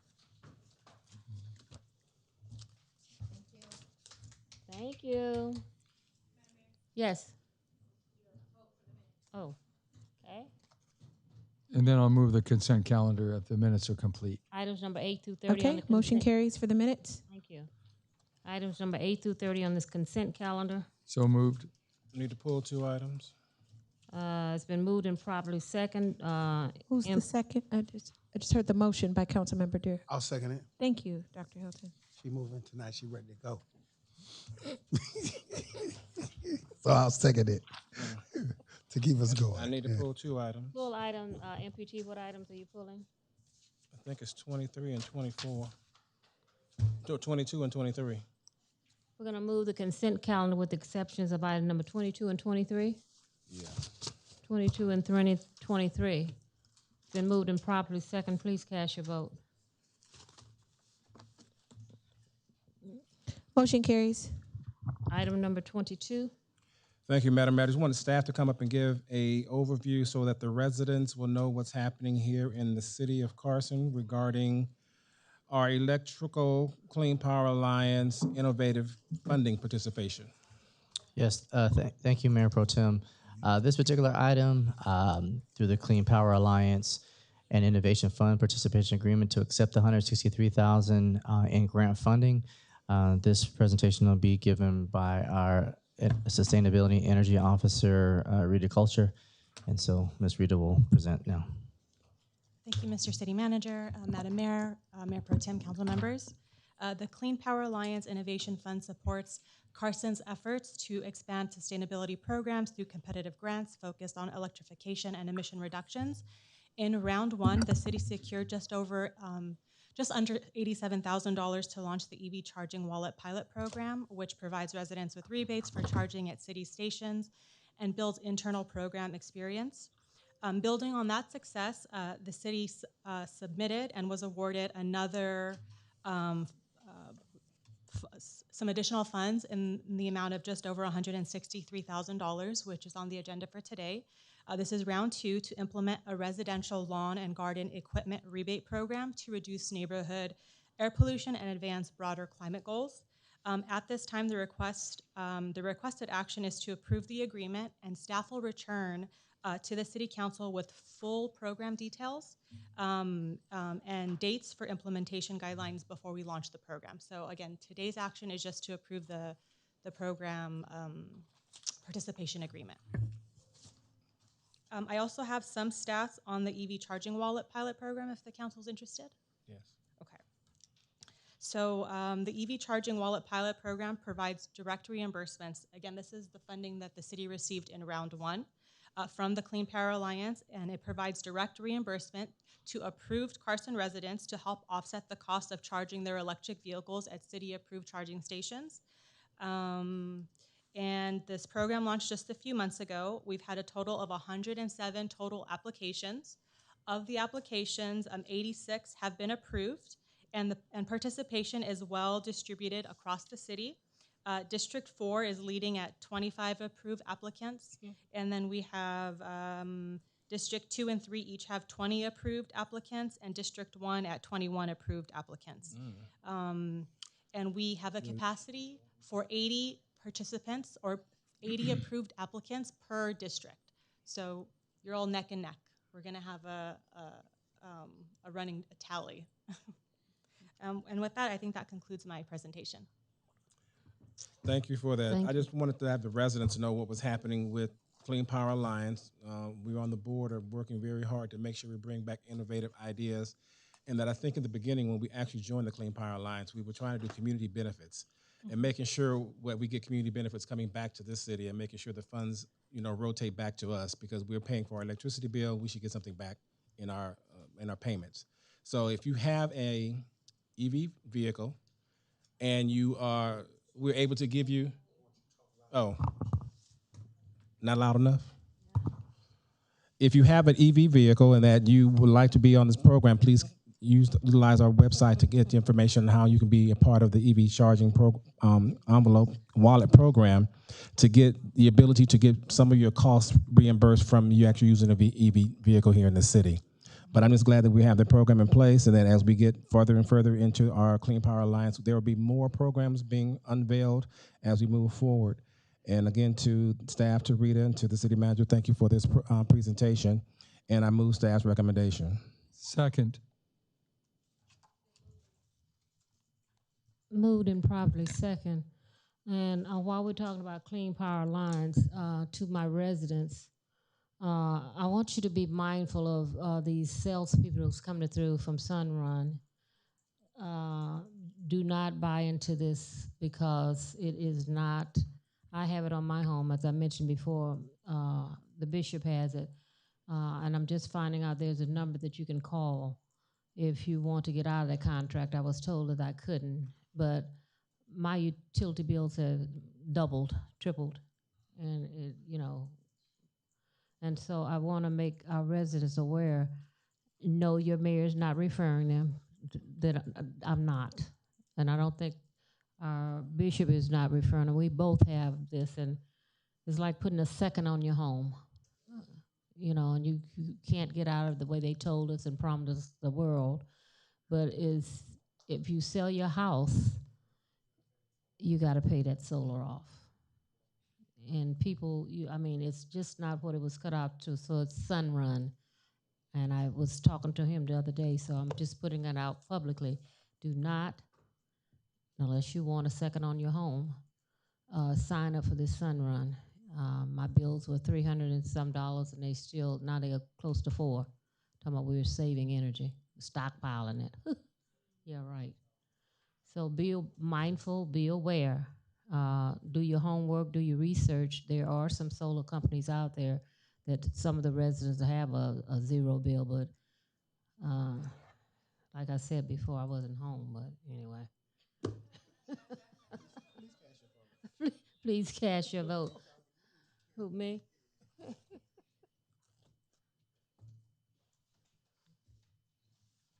Motion carries. Okay, that's the consent calendar. Is item number 23? Thank you, Madam Mayor. Just want to get a report from the staff. I have some concerns about this contract being the second amendment. I'm not sure what was done during the first process. We're saying it's the second amendment to give them some additional money. Yes, so thank you, Mayor Pro Tem. I'm going to have actually Director Whitaker is going to give a brief update on this, so that way there's some clarification to ensure that this is a separate contract versus, I think, the one in which yourself and the mayor specifically, and I believe even Dr. Hilton, were adamant about not moving forward on. So this is actually a different contract, but with some term and events today, it may be different again. But I'm going to allow Mr. Whitaker to give a brief update. The Community Services Department, through its Park Maintenance Division, is responsible for maintaining landscape areas throughout the city, including parks, corporate yards, City Hall, and the Carson Event Center. This work includes routine services such as mowing, grass trimming, plants, and keeping these public spaces clean, safe, and visually appealing for residents and visitors. In recent years, the city has made significant improvements to the landscaping around the Civic Center and other public facilities. While these enhancements have greatly improved the appearance of these areas, they have also increased the level of ongoing maintenance needed to properly care for them. What did you just say? Properly. Oh, okay. Care for them. To help meet this demand, the city uses a combination of contracted services and in-house staff.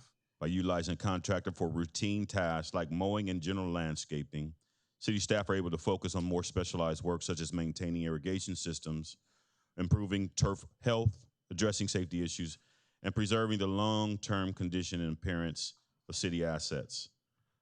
To maintain this level of service and continue providing well-kept public spaces, staff is recommending approval of Amendment Number 2, which would exercise the final just 1-year extension of the agreement with Swayzer Corporation.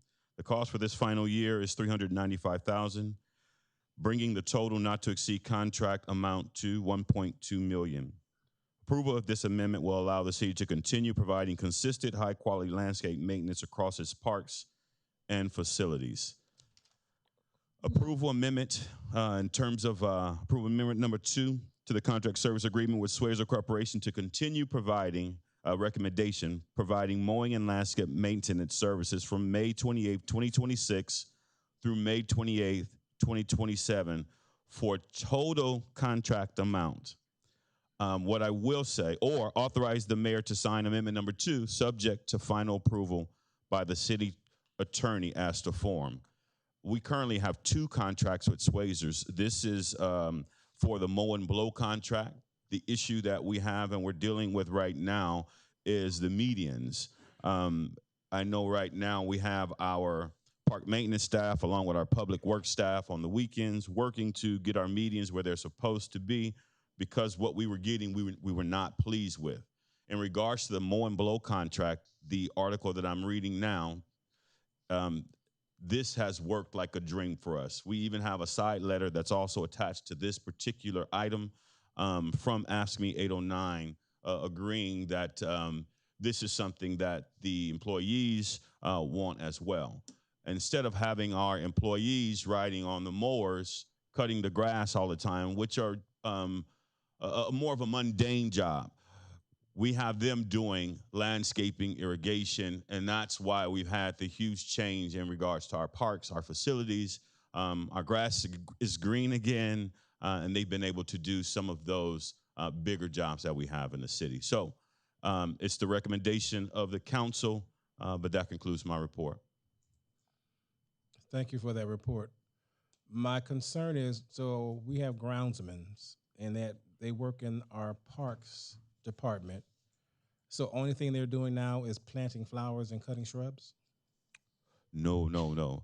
Our park maintenance, they're changing out all of the backflows. They're putting new irrigation in. They're actually laying some of the sod in for some of our special projects. They're helping with the assistance of the medians. In my opinion, our parks look the best than they have in a very, very long time. So they're maintaining all of the parks, even the mini parks? That is correct. I have some concerns with the mini park. I've had residents call me on more than one occasion about it not being mowed or it's getting high, and I've called Dr. Rogers on this, and so I guess not even probably contact you versus Dr. Rogers, but I'm just concerned that I hear it seems staff is pleased with them, they're happy with them, but I've been receiving different calls. Do they, at Mills Park, and you know the park is closed down, do they maintain the area around Mills Park? Because there's been issue with water retention in the curb area, mosquitoes, not looking pretty much manicured on the east side of the actual park itself. That is correct. I actually walked the park on Thursday of last week. I walked it with the superintendent, and we did discuss some of the areas that we want to clean up. I did get some calls from some of the residents as well in that particular area. But because we're actually going into a new contract with a new contractor, the old contractor is actually gone. And so we are maintaining the outside of that particular area, as we don't have the rights to actually go inside at this particular point.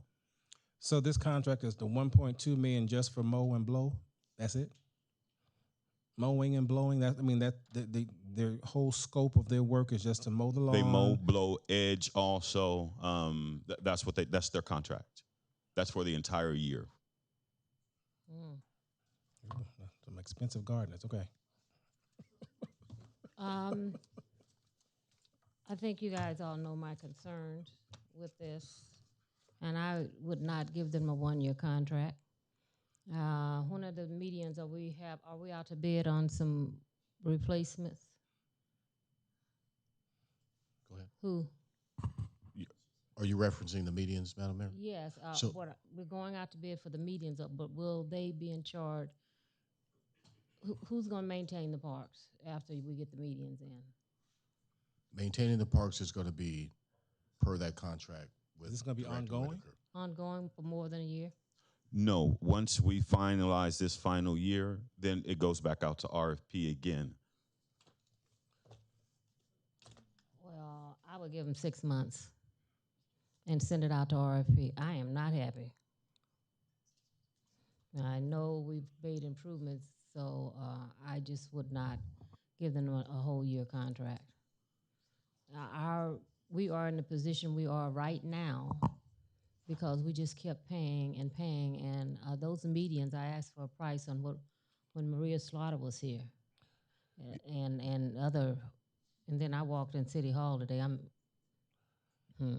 Yes, ma'am. I'm actually editing the IFB right now. We should be going out to bid within the next 2 weeks for a new median maintenance group. So we'll have 4 different contracts. We divided the city up a little more manageable. Like you, I haven't been happy with the services we've been getting, but this took some work and some doing to get done because we have a lot of medians in this city, and I wanted to make sure that everything was covered. So pretty happy thus far with the IFB. As I'm going through it, I'm making notes of some other things I want to be included. I just wanted to be thorough, but we should be going out to bid really, really, really soon. Once we get those contractors in, then I don't think you would have those same complaints. I wouldn't give them a year's contract. Madam Mayor, through the city attorney, based upon the amendment for the second year, does it have to be the full extent of the amendment, or could it be based upon a 6 month and a month to month thereafter, depending upon if the needs are still there after the 6 months, if we go out to bid prior to that year is up? You can do something shorter if that's the question. Yes. Yes, something shorter. Then if staff is not ready to go out to bid or haven't gotten it together, extend it based upon a month to month. You can do that. Yes. Okay. What's your recommendation? You do the motion for the 6 months, and then thereafter to be every month, not to come back, but it'd be on a month to month thereafter. Dr. Hilton. Madam Mayor, I know I heard all of the sentiments. I don't want to just totally throw the contractor under the bus. We did have a public works director who did let the contracts expire before. That's why we were technically behind. Not this public works director, but I don't want to throw the young contractor, the median contract expire. So I don't want to just throw the contractor under the bus, or whatnot. But I just wanted to put that out there. Not this public works director, but it was one that promised us Disneyland, and we got. Don't say it. Don't say it. Yeah, but I just wanted to make sure that we were operating at a deficit. Okay. So my motion is we do a 6 months contract and come back and look at this. Yeah. Is that enough time? Or you need 9? What you need? So I just asked staff if it's enough time for them, and I think they would like a month more at least, because I think they're saying they would have to literally put out the RFP now. That's why I said a month to month after that. It was 6. Month to month after that. Or just do a month to month from now forward. I think what the issue is, the staff is trying to build if you wanted this as an example 6 months from today. Yeah, I figured that's why staff would have to put the RFP out now because it takes approximately 6 months, right, for the process. So what they're asking for at least is a month that they can get this RFP built up so they can have it sent out in a month's time. And then 7 months. So be it. You said you need a month, 7 months. If you can't do it in 7, come back. But this can't go on forever. Well, it's only a year, though. But I know. Well, that's my recommendation. I'll amend it to 7 months. 7 months? Yeah. Okay, that's my motion. You seconded. Second. Who seconded? Any 7 months? Councilman Deere. Yes. Yeah, thank you, Madam Mayor. Yeah, looking at this staff report, because we have a rainy season and a dry season basically in California, 2 seasons. It seems that a year is a much better amount of time for the staff to evaluate and the council members to evaluate the work that they can do. So I'll make a substitute motion that we approve staff recommendation, and then 6 months from now they can put out a request for proposals and possibly switch over at that time. So So that's my motion, that we approve staff recommendation as they have in the staff report. It's been moved and probably second. Please vote on the substitute motion, which is to give them a whole Madam year. Mayor, Yeah, huh? point of clarification, the system has the original motion, so we can vote on the substitute motion After. verbally. Okay, fine. Yes, You have to vote on it now. correct. 7. Yeah. All year. No, the substitute motion is verbal.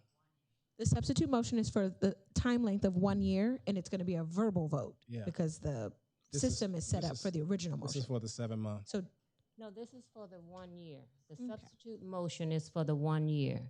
yes, My what's in motion this- is for 7 months. and that's what's in the system. So if you click on the, Okay, we're gonna do a verbal vote on the Correct. substitute motion, and the substitute motion for 1 year. that's The correct. substitute motion was made by Councilman Deere. That's what we're voting on now. Yes, Verbally. and it was seconded by Dr. Hilton. And second by Dr. Hilton. So roll call. Councilmember Rojas, No. Councilmember Deere, Yes. Councilmember Hilton, Mayor Pro Tem Hicks, No. Mayor Davis Holmes. No. Okay, the noes have it 3-2. Now, the main motion The main motion is is for 7 months. correct. Yes. It was moved by the mayor and seconded by Mayor Pro Tem. That's when you vote for. And Now, you we can can, vote by electronically. please do. That's on the main motion.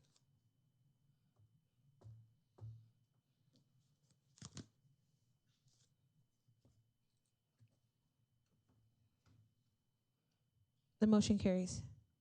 Thank you. Item number, which one is that 31? 31 you continued, but you just completed But I have to open 23. the public hearing for 31 and close it. And if anyone wants to speak, they can speak. Is that correct, Madam City Attorney? That's correct. Okay. Because it's a notice public It's a hearing. notice public hearing. I'm open, it's consideration of an interim urgency ordinance, which I said we were not gonna discuss tonight. But if there, so we're gonna open the public hearing. Is there anyone wanting to speak?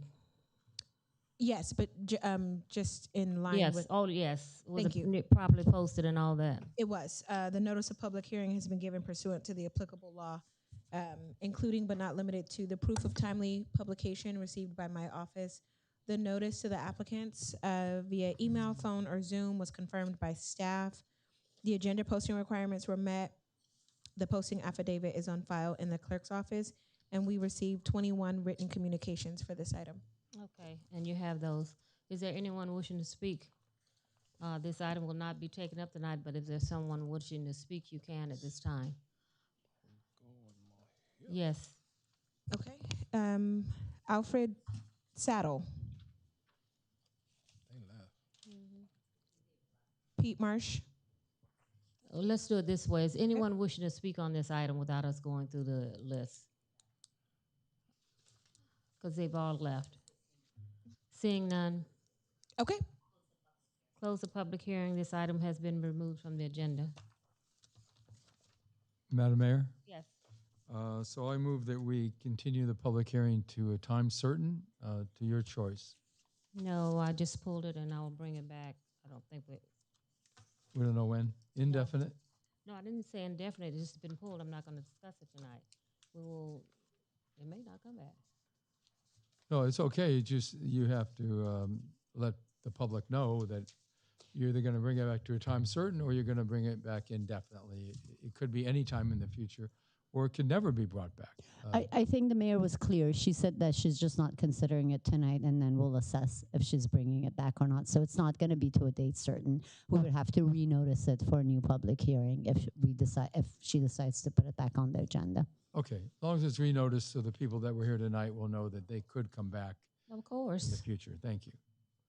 Thank you. Item number, what item are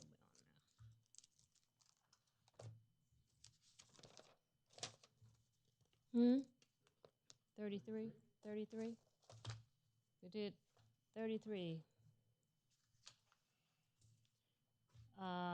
conduct a public hearing and consider adopting resolution number 26035. Madam City Clerk, was it properly posted? Yes, it was. The notice of public hearing has been given pursuant to the applicable law, including everything I just read for the last public hearing. Everything's on file in my office. Everyone was notified. We did not receive any written communication for this item. We're going to open the public hearing. There's no one wishing to speak. Staff, you have a report? Yes, thank you, Madam Mayor. This item is, as you stated, conducting a public hearing for recommendation to adopt the resolution of 26037 regarding the environmental impact report and adopting the Carson Civic Center specific plan. This information and presentation will be provided by our Economic Development Director and Community Development Director, Mr. Nathan Freeman. Okay, good evening. I have a presentation that should be loading. There we go. All right, good evening, Honorable Mayor, Mayor Pro Tem, and distinguished council members. Again, Nathan Freeman, your Community and Economic Development Director. Item number 33 before you tonight is a request to, again, conduct a public hearing and also approve an addendum to the General Plan Environmental Impact Report, or EIR, to adopt the Carson Civic Center specific plan and to direct staff to issue a request for proposals and qualifications, a hybrid, seeking a master developer to build out that specific plan. As a point of context, the Planning Commission reviewed this item in January and unanimously recommended approval of both the EIR addendum and the specific plan. So let's talk a little bit about today's Carson Civic Center. What you're looking at is the Carson Civic Center campus, which is one of our most important civic assets. It's home to City Hall, which anchors daily governmental operations, and the Carson Event Center, which brings in significant activity during events. But the reality is that much of the campus today is underutilized outside of those events. Large portions function primarily as surface parking lots and circulation space rather than an active year-round destination. The opportunity in front of us is not to replace what already works, but to build upon it, to transform a campus that already draws people in at times into a place that keeps people here longer, more often, for more reasons, and more important, just as important, to spend some money. I want to ground tonight's conversation in something that may sound familiar. Last week, after working a very long day, I was hungry and in need of dinner, and more specifically of the sit-down variety. And I had a choice to stay in Carson or to go to one of our neighboring communities. Like many people here, I left, not because I wanted to leave Carson, but because other communities have more sit-down restaurant options with other amenities that make it easy to stay and stay a little longer. And that pattern has been articulated to me, and what I've experienced for myself repeats itself every day for residents, employees, and visitors. What we're trying to do with the Carson Civic Center is to change that pattern. Create a place where people don't just come to City Hall or pass through, but actually stay, gather, and invest their time here in Carson. With that context, let me briefly walk you through the site and the plan background. Now, the Carson Civic Center campus is approximately 20 acres. It is zoned DMX, or downtown mixed use, and includes, again, Carson City Hall, the Carson Event Center, and the surrounding surface parking lots. As the council may recall, last February, it declared portions of the site identified in red as surplus. The required 60-day period closed last Friday, and no proposals were received from affordable housing developers. In addition, the parcel shaded in green was previously declared surplus and has received HCD, or State Housing and Community Development clearance, for disposition. So before I continue, I want to emphasize that everything you're about to see is conceptual. It is intended to guide the vision and will be refined with the selected master developer, which will be at the discretion of the mayor and city council. So the plan before you this evening sets a framework for a mixed-use civic-centered district that introduces housing, hospitality, entertainment, civic space, and cultural uses, which are all integrated into a connected, walkable campus. So what you are looking at is what we refer to as option number 1. This is looking east. Forgive me, I'm directionally challenged. Looking east, and you will see the existing City Hall and some new amenities. Immediately adjacent to that would be the new City Hall, a performing arts center, new housing, the Carson Event Center, and potentially a new hotel. So this is option 1. And this is that same option looking west. What we refer to as option 2 is identical to option 1 in every way, with the exception of what you can see here on the corner. Instead of a hotel, there could be a retail and entertainment complex instead. So let's dive into the various aspects of the specific plan. Starting off would be the new City Hall. This conceptual new City Hall is approximately 197,000 square feet and will be up to 13 stories. It will be designed to modernize city operations while reinforcing its role as the civic centerpiece of our new campus. And you can see a few concepts here. Next up would be the Performing Arts Theater. This is proposed to be a 100,000 square foot facility with 2,000 seats included and a 150 seat black box theater. Next up, mixed use housing. This component includes approximately 140,000 square feet of residential development with ground floor retail and, just as important, restaurant space for us hungry folks, as well as an integrated ground level bus depot supporting both the housing and mobility needs. So as you're looking at this, this represents approximately 400 units, and because this is city-owned property, it would be mandated to be mixed income. So at least 15% of these units would be set aside as affordable. Tying it all together would be the Jewel Plaza, which is envisioned as the central gathering space of the Civic Center located between City Hall, the new Performing Arts Theater, housing, and other uses. It is intended to host community events, farmer markets, outdoor concerts, and everyday public life. So you can get a flavor for what that is envisioned to look like. Immediately adjacent to the new City Hall and between the new City Hall and what could be the new hotel would be the Civil Rights Garden. This space, located again between the new City Hall and the hotel or entertainment district, is envisioned as a civic memorial garden, featuring statues, sculptures, and arts installations commemorating the civil rights movement. And then we're going to dive a little bit into the hotel. Again, remember, this is option number 1. Option number 1, the hotel, includes approximately 240,000 square feet of hotel development with ground floor retail, dining, and entertainment uses, supporting roughly 400 new rooms or keys to the downtown area, and reinforcing the Civic Center as a regional destination. Again, the second option, which would replace the hotel with retail and or entertainment,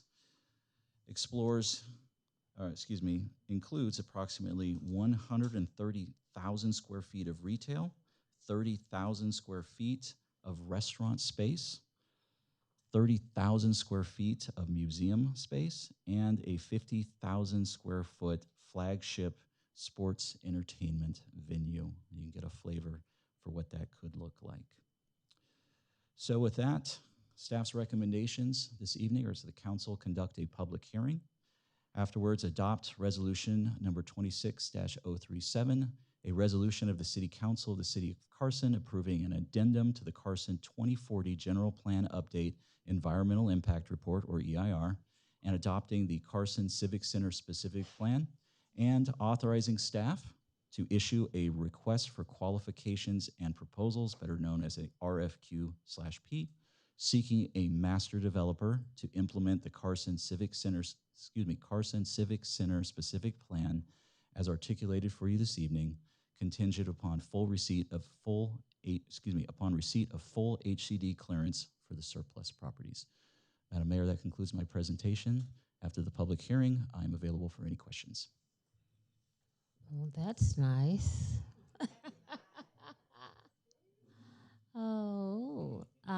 We're going to close the public hearing, and then I'd like comments from the staff to see what you guys have in mind.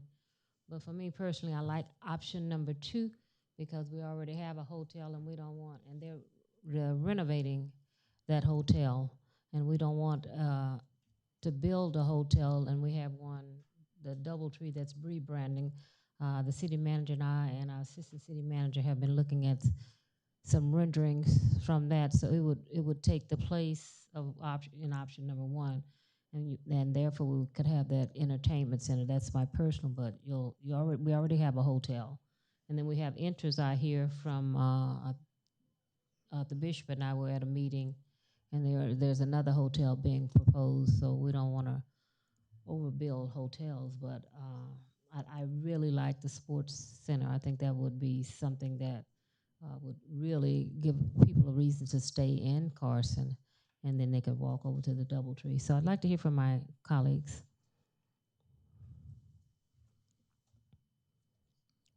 Councilman Deere. Thank you. Yeah, the concept is very interesting, and I think the idea of keeping people in Carson and spending their money in Carson is very important. As we all know, many of us residents go outside of the city and spend our hard-earned dollars in other cities where they get the tax revenue and we don't. We want to make Carson more of a destination city, and this plan certainly does that. So I'm just glad that people over the years have come around to that idea of transforming Carson from basically we were a bedroom community / industrial city, which is a unusual combination. Usually bedroom communities have no industry and very little commerce. But we, of course, have 54% of our land area in industrial use.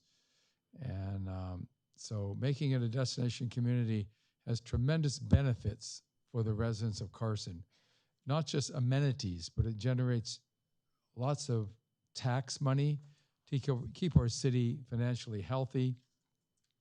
I always look at these economic development projects as primarily public safety projects, because the revenue being brought in by this economic development will fund our public safety programs. So Carson will be known as one of the safest cities in LA County, as opposed to where we are kind of in the middle, so to speak. And so I'm very interested in how this can progress and develop into really a great civic center development. I understand not wanting the hotel, as the mayor mentioned, and having a sports complex. That's a good idea. We do have some pretty world-class sports complexes now, with the velodrome and the tennis stadium and the soccer stadium and the baseball field there for the university. But we do need more hotels, maybe not a hotel right next to our existing hotel, but the city of Carson certainly could use more hotels. That brings in transient occupancy tax. TOT is also known as hotel tax, and that revenue is good for our bottom line as well as the city, keeping us financially solvent. Either option 1 or 2 looks pretty attractive. So I'll reserve my future comments for as things develop and progress. Thank you very much. Thank you, Madam Mayor. Outstanding presentation. Each time you guys bring it up, you tweak it a little bit, make it a little bit different from what it was from before. A couple of things. Wanted to make sure we talked about restaurants. I don't think it's been presented to have a rooftop restaurant, because we have a view of Long Beach from our area. So I think that would be amenable to actually have a rooftop restaurant. Didn't hear anything about our seniors. If we're displacing our seniors out of our community center, well, are there going to be any other senior issues or senior programs at that site, or are they going to be moved to another location?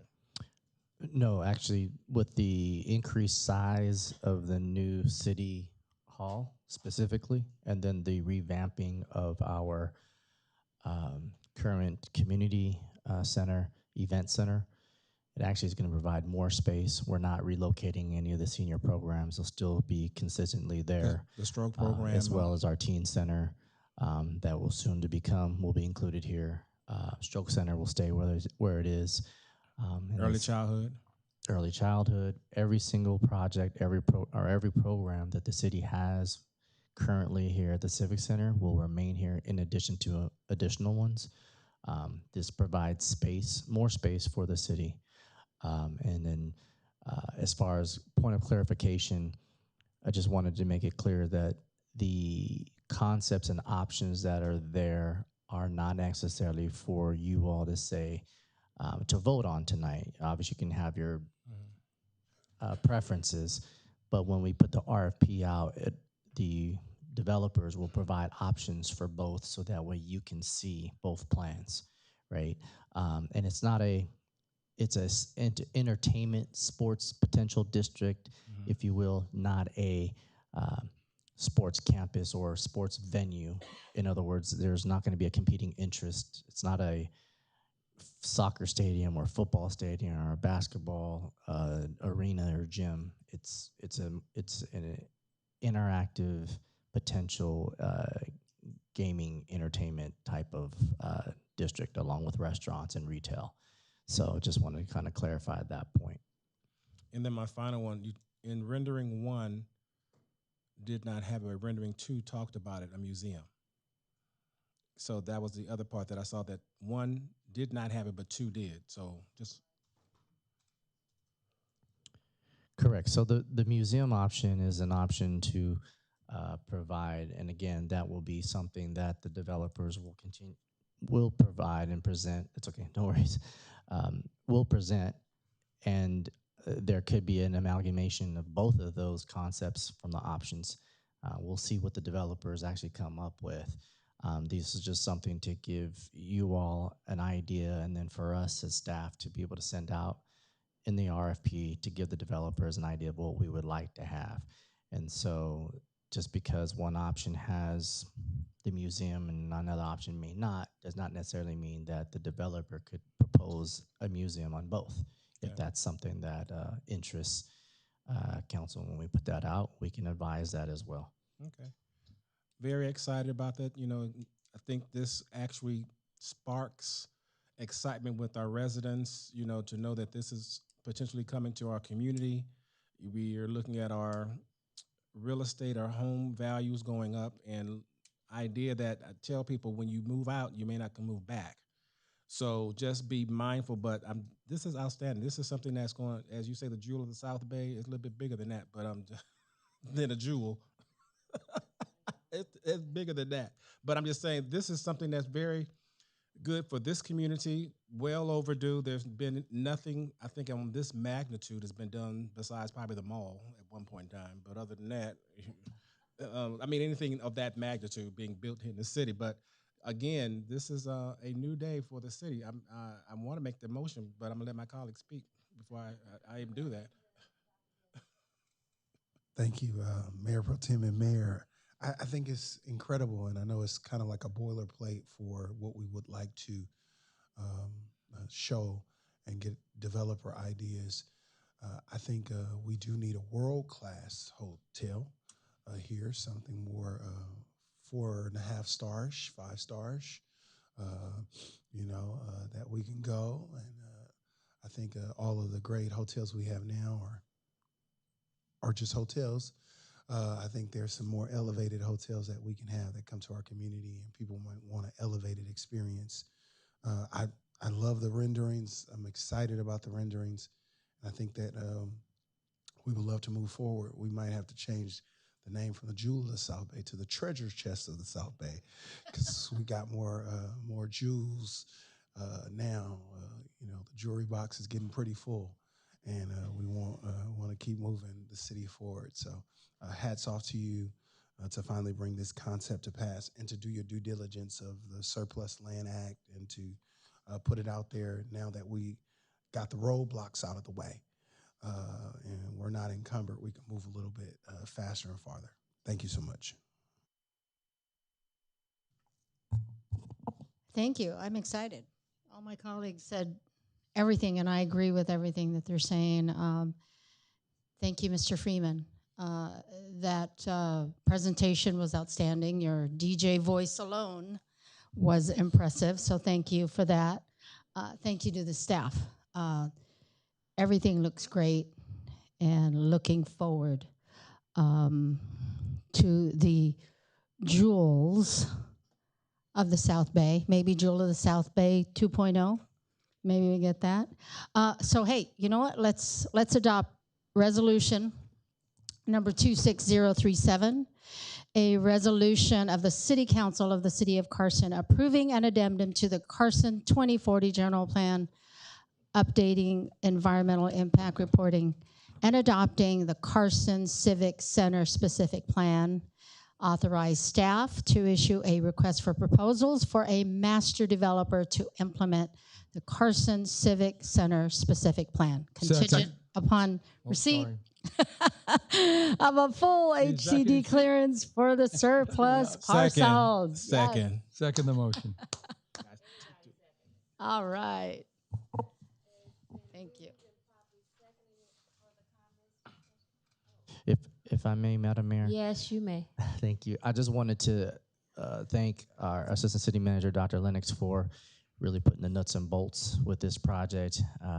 Then we also have really the fantastic architect with Larry that he came here tonight who designed. We went through many iterations. We gave him a lot of timelines and pushed him to the limit. And so, but he was excited for the creativity and the ideas that we put together from your comments and your thoughts of what you all wanted to see for a new Civic Center. And then, of course, Mr. Nathan Freeman, who just came on recently, but took this, by the horns and pushed it through, and now we're ready. And just excited because this has been already noised abroad, and we haven't even got it out to the street yet. And several developers are actually chomping at the bit, waiting for Mr. Freeman to drop this out on the street so they can actually place their bid. So 60 days, we'll have this ready to go out. And this would be perfect timing. There's ICSE conference coming up. Yes. But I can tell you there's been major developers that have been in contact with Mr. Freeman, myself, Dr. Lennox, our assistants, our deputy city manager, Armine Japarian. And so it's been a very great project and excited, and really it's been all hands with staff. Staff's been fantastic as far as doing what was necessary to ensure this move forward. So just pleased for the work that's happened and looking forward to what's about to come to fruition in the city of Carson. Top-notch restaurant. Well, thank you for that, and thank you to the team. It's called teamwork, and you guys have done a stellar job, and I just want to say thank you. I know Dr. Lennox, you sometimes pull your hair out. But anyway, thank you to everyone. So it's been moved and properly second 4 times. Cast your vote. The vote is unanimous, Madam Mayor. Motion carries. And I thank you. Item number 35 is consider local and uncontested appointees. Madam City Clerk, there was one young lady you have an application for the mobile home park. Yes. Rental Review Board. I think I have a vacancy on that board. Let's double check here. Is there a vacancy? Yes, Madam Mayor. For alternate 2, Mm-hmm. you have a vacancy. There are also 2 other at-large vacancies as well by Councilmember Hilton and Councilmember Rojas. Mm-hmm. The mobile home park rental review board. You want mine? if you want, yeah. I was gonna. I know. I'll appoint somebody. I have someone for the environmental commission tonight. I know. I was gonna appoint somebody.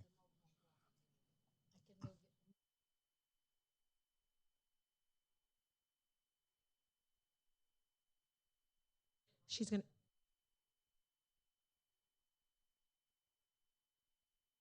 That's fine. Susan Hernandez, right? That's the person, Madam Mayor? Yes. Will be Councilmember Rojas's appoint. Fantastic. I will appoint her. Yes, thank you. Wonderful.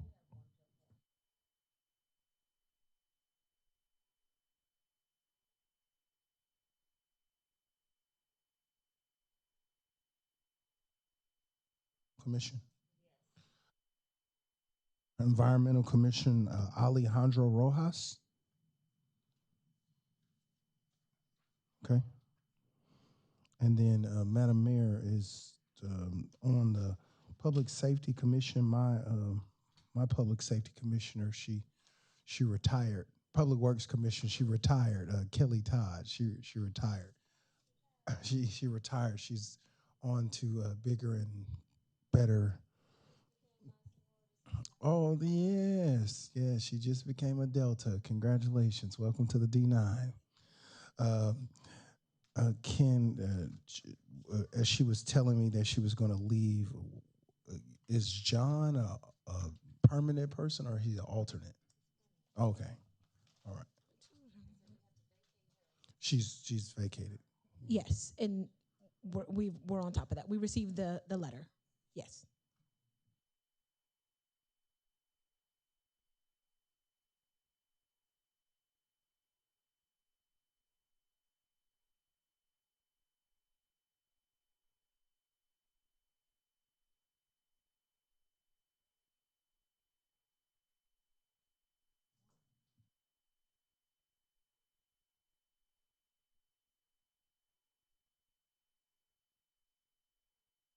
It's 36.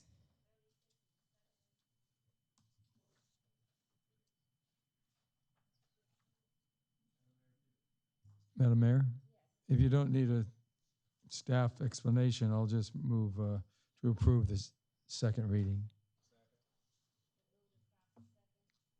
It's been moved and properly second. Please cast your vote.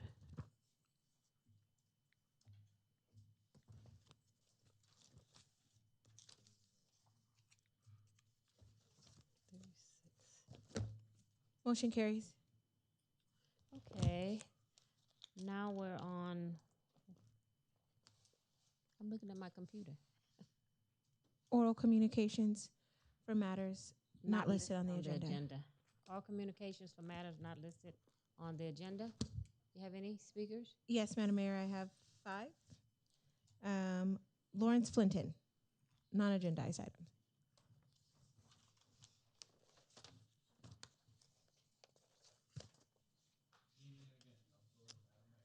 Hi there. Why do we have traffic laws and signals if people aren't going to follow them? We have people speeding, running red lights. We have 3 or more cars turning left on a red. Cell phone usage. E-bikes are out of control. So if we did red light cameras and speed cameras in the city of Carson, like our surrounding cities around us are doing, that would actually create some funds from the tickets, which could go to local police, city and traffic, prevention, and I think it could go for infrastructure as well, the remaining funds from the tickets. I just wanted to bring that up and bring the attention because I hear a lot of people it's crazy driving out here. So I think we need to pump the brakes a little bit and then release it again, I guess. That's all I had to comment on. Thank you for bringing that to staff's attention. I know our public safety directors, Nora Garcia, is taking notes of that. Go and speak with her. Nora. Okay, very I'm good. speaking as a resident, Mayor, again. Mr. Commissioner. I know, but I wanted that separation. Okay, separate. Yeah. Okay. Just speaking as a resident. Thank you. Thank you, ma'am. Thank you so much. Brandy Lewin.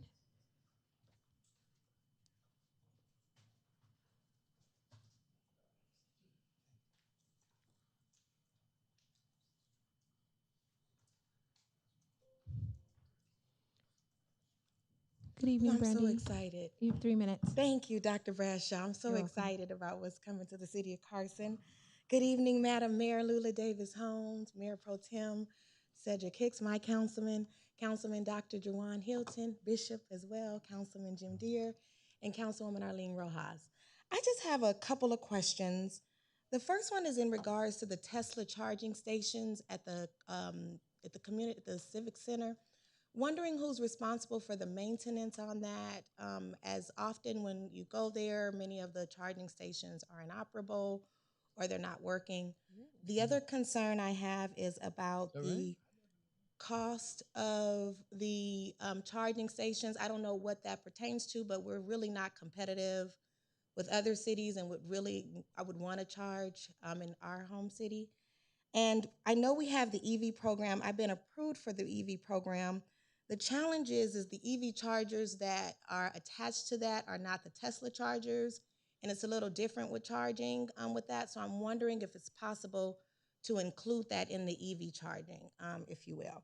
And then the last thing that I had was on Delamo and Alvo, there seems to be it's dumping there constantly. We have a resident, Miss Terry, who goes out and cleans on her own, but there's mattresses left there, things left, and we make the calls, and they come, but it happens constantly. So I don't know if there needs to be any like perusing there. I know we have the, say that again? That's Tejada, not Alvo. No, it's Alvo. Both of them have it. Okay, so for sure I know on Alvo. I'm requesting cameras through McJunkin and trying to work with them to get some cameras on those corners. Okay, reclaiming my time. Okay, Yeah. all right, okay. I just Congress. Thank you, Auntie Maxine. I no, right. So I do know that it happens Start on the clock. Tejada, but on Alvo, it's constant. And like, I do want to reiterate that when we call, they come. It's just constant. And then the thing is, I know that we have renewed our business licensing system. I got a later notice about that because we're renewing it, and I appreciate that. I just want to know if we're getting to the point where we can pay those fees online versus having to come to the community center, the city hall, to make those payments.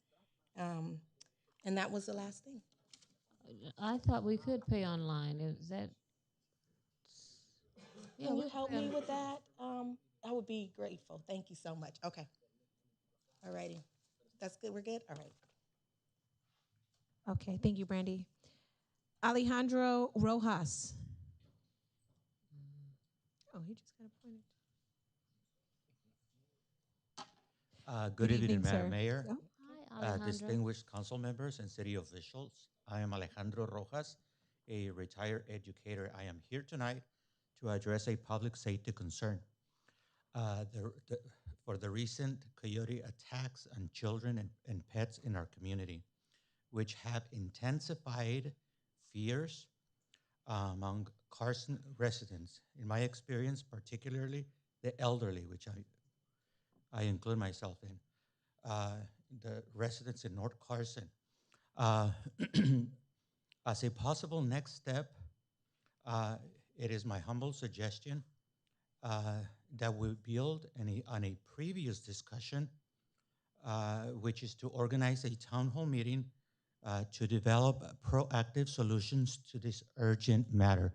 I actually wrote this statement because I don't want to speak from the perspective of trauma. We know in North Carson that if our pets leave our home accidentally, they don't come back. And they don't end up in the animal shelter, they get eaten by coyotes. That's one. The second one is that the last time that I presented on this matter on Carson, to make it a legal matter of record when Arlene, in her town hall meeting, I was very dramatic because I am personally impacted. I used to take care of thousands of pigs before I was 10 years old, and I know how vicious those animals are when they're hungry. They can attack elderly, they can attack all ages.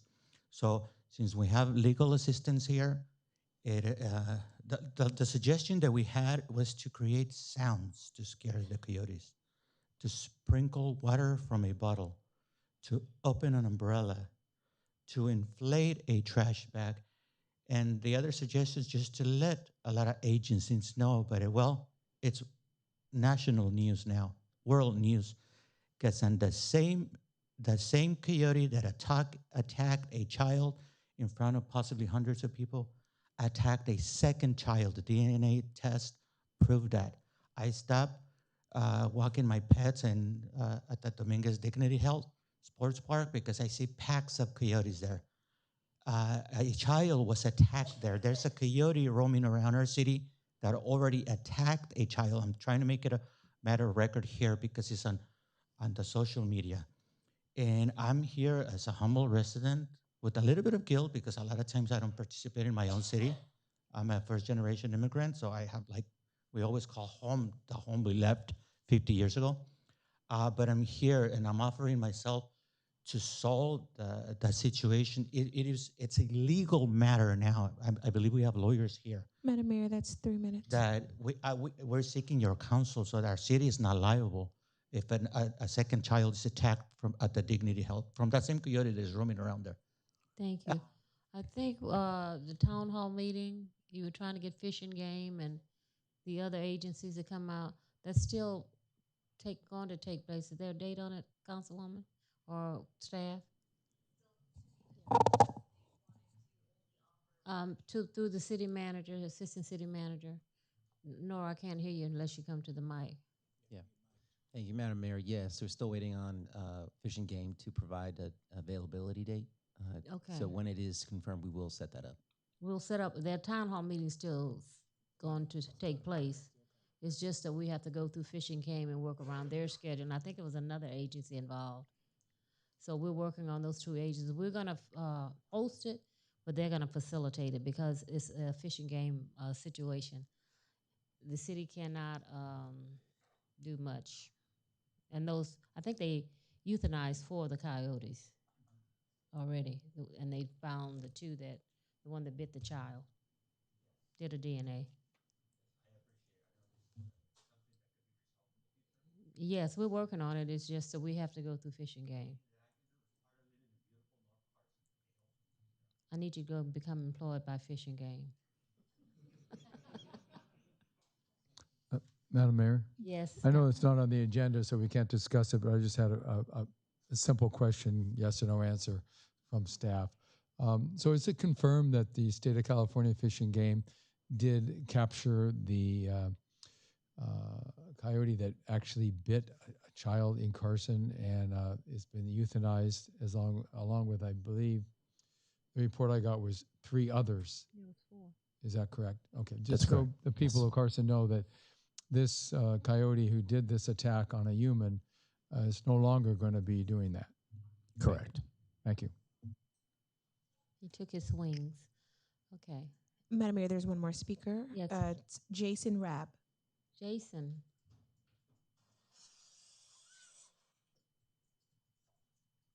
Hi, Jason. Good evening, Jason. You have 3 minutes. Good evening, Madam Mayor and distinguished council. I'm Jay Rabb, and I am a new resident here in Carson. I spent 42 years on the west side of Los Angeles and 6 challenging months in the heart of South Los Angeles on 79th and Hoover, and I'm glad to be here in Carson. I have, thank you, I have 3 important connections to Carson from the past. Firstly, I did my graduate studies at Cal State Dominguez Hills, go Toros. Secondly, my late aunt was a longtime teacher at White Middle School here in Carson. I believe she taught 6th grade math and science. That was Mrs. Doris Kelly. And thirdly, I am a frequent visitor to Resurrection Church. And that's here in Carson. My home church, though, is Holman United Methodist, and I'm sure Reverend Victor Cyrus Franklin sends his blessing. He's the pastor at Holman. Lastly, I just wanted to say I'm glad to be here in Carson. This is a city that means a lot to me. Thank you for having me here, and please, if I would encourage the council to do anything, continue to do everything you can possible to promote civic engagement. I have a social studies credential. Hopefully I'll be able to keep it for a while. Haven't found any history teaching positions in 10 years. But I do have a substitute teacher credential as well, 30-day sub permit. But anyhow, please continue to promote civic engagement. These times, especially at the federal level, we can see how important it is to have an informed electorate, how important it is to have good citizens in this country. So again, thanks for having me here in Carson. Well, welcome home. Thank you, J-Rab. Madam Mayor, Yes. I did just get a request for one more non-agendized speaker. Fine. Okay. Tashana Prudent. Hi, Tashana. Hello. Good evening. You have 3 minutes. Thank you. As a long-term member of Carson, I went to Stephen White Middle School. I went to Carson High, graduated from both, obviously. I wanted to bring up two things I love. I also was on the youth council in middle school here, so very familiar, missed it. Two things I wanted to talk about. I am in love with the new concept of what you guys are trying to bring to the city. Absolutely love that. As a long-term resident, I'm 38, so 30 years. It's good to see the changes that are going on. I did have a few questions about that. Are we going to implement, when we do go out for RFPs on that project, are we going to open that to the residents of the city who do own businesses that their services can be utilized on that project, so that we're bringing the money back into the city from businesses, like in helping fund businesses in the city? For instance, I own a security company. So you'll have other companies in the city that have a gardening company or a landscaping company. As opposed to us going outside of the community first, can we look at the residents that are in the community who have these businesses and try to open up that forum for them as well? And then also take into consideration, I know most of the time it's about the money, but you also have to remember some of these are mom and pops and they can't charge the same rates because the insurance rates are high, or minimum wage is high. So the lack of the balance there. Second thing I wanted to bring up was the Sunrun situation. I do have Sunrun panels on my home, and as a person who successfully sued Sunrun, yes, you can own your panels and you can get out of your contract. Thank you. If you need that information, by all means, I'm here. Yes. So I'm glad to give that information to you. But again, I am in love with what you guys are doing. I'm looking forward to trying to join the council again at some point in time. So I'm very interested in everything you guys have going on here. As a member, I am so proud of what you guys have brought back and what you're looking to do in the future. And I can't wait. Thanks. I'd like you Thank to you, see Tashana. Keyshawn that's in the back. Get your name and address. And also, JR, when is our next Small Business Academy? We have a partnership with Cal State University Dominguez. Oh, Lord, wrong one. JR started it with me. Nate, we have a Small Business Growth Academy where we have our small businesses go through that free of charge. Okay. To learn the who, what, when, where, and why of a small business. We're very, very, very, very interested in I have every designation that there is. Yes. So, yes, so I'm familiar. See Nathan, and he can give you the information on that. But it'll be a good, I think it's a 6-week program. It is, and I'd be happy to connect with her afterwards, Madam Mayor. Thank you. Okay. Thank you. I appreciate it. Thank so you. Give Keyshawn your name because I'm going to rope you in. I got that information. Thank you. Anyone else? No, Madam Mayor, that concludes public comment. Thank you. All communications, council members. Do I have? Where's my memorial adjournments? Oh, there it is. Anyone? Madam Mayor? Number 1, Dr. Hilton. Thank you, Madam Mayor. I want to just bring up 3 events this weekend, 2, and then one during the week. This Saturday at 9 a.m. is going to be a community cleanup day. I'm partnering with the Alpha Kappa Alpha Sorority Incorporated, where all these deltas at up in here, okay. The AKAs are here in the house as well. And we're going to partner, and we're going to clean up the Walnut Park in Centerview. So we're going to be in Centerview. We're going to be cleaning up. So come on out, volunteer with us from 9 to 11:30 a.m. Oh, we're going to have a little fiddles out there. We're going to have some food out there. So come on out there and partner with us. And then at 1 o'clock is the Jazz Festival at the Dymely Institute. I want to invite you to the Jazz Festival. There's still time to get you some tickets. I want to invite you to come and hang out. They have reimagined the whole layout this year. It's not going to be in the stadium. It's going to be on the campus of Cal State Dominguez, on the grass. Excited about that. And then on April 30th, I want you to mark your calendars. On April 30th at approximately 6:30 p.m. At the Carson Community Center, the Weingart Foundation is having a question and answer session for the community about the Weingart project that will be taking place on Albertoni at the extended stay. So I really, really would love the residents to come and express your concerns, all of these things that you have shared with this council. We want you to come share it with them. This is the Weingart project, the former extended stay that's on Albertoni.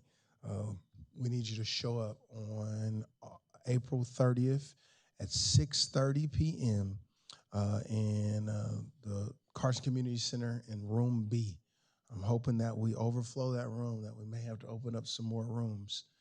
So please, let's not fall asleep at the wheel. Please share this with your neighbors, share this with your friends. This is Project Home Key, the Weingart Foundation, and we want to make sure that our community is heard.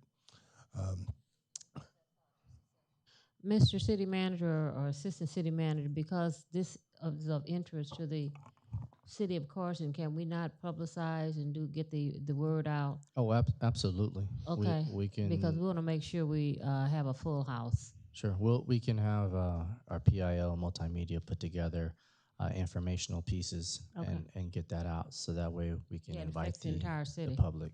Okay. And when is it again? It's going to be on April 30th at 6:30 p.m. That's next week. We need to get on that right now. Okay. And they just gave it to us. They came, and then they canceled the last one, so this one is on 6:30. 4:30. Thank you, Madam Mayor.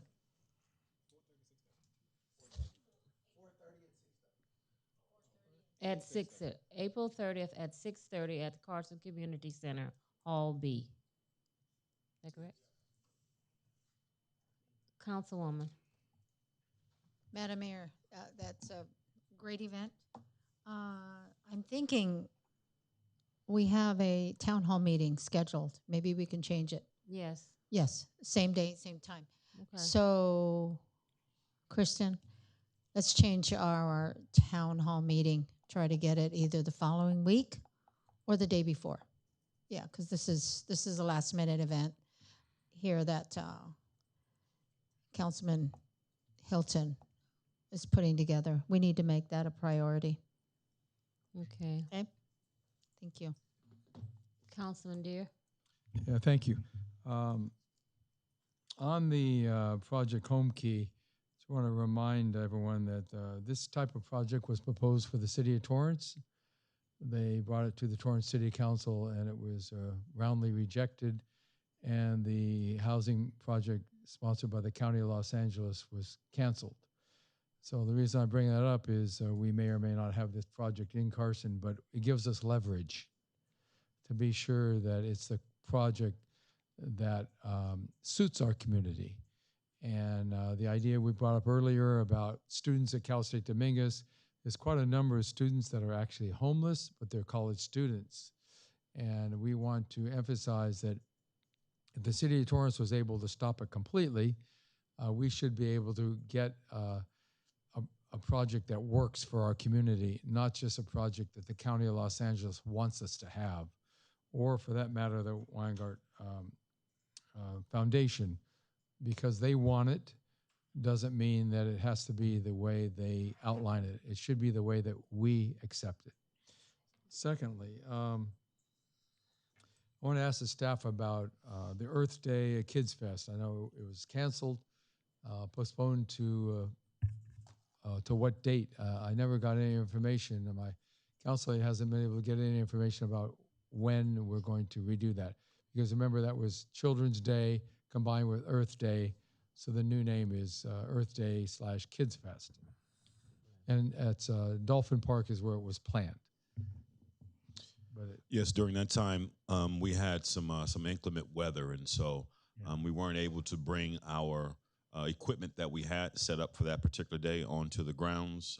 They would have gotten stuck in many places, but we are working right now with staff on another date, but we're working with the vendors that we had from before also in order to secure those dates and times. So we should have some information by the end of this week in regards to the new date that we're going to do Earth Day. We're still planning on it. I talked with our sustainability officer, Rita Kucher, the other day in regards to that. And so some people were really disappointed. We've been really consistent with that particular event. We want to make sure that we continue to have that event year after year. So I will have some information upcoming. Yeah, Earth Day is very important because it teaches young people to preserve the environment, and also teaches adults that, you know, the people that come after us should have a clean planet to live on. So thank you for that. And then thirdly, Reflections Mini Park. The residents around there have spoken to me about a service request. First, pretty simple one, the lights need to be operational. If it's too dark, it becomes like a hidden little corner, and the teenagers take advantage in not so positive ways. The other thing is regarding the maintenance of that park. I got a report from the people in the neighborhood that the City of Carson maintenance crew went out there, trimmed the bushes, and left all the trimmings and branches in the park in piles and scattered around.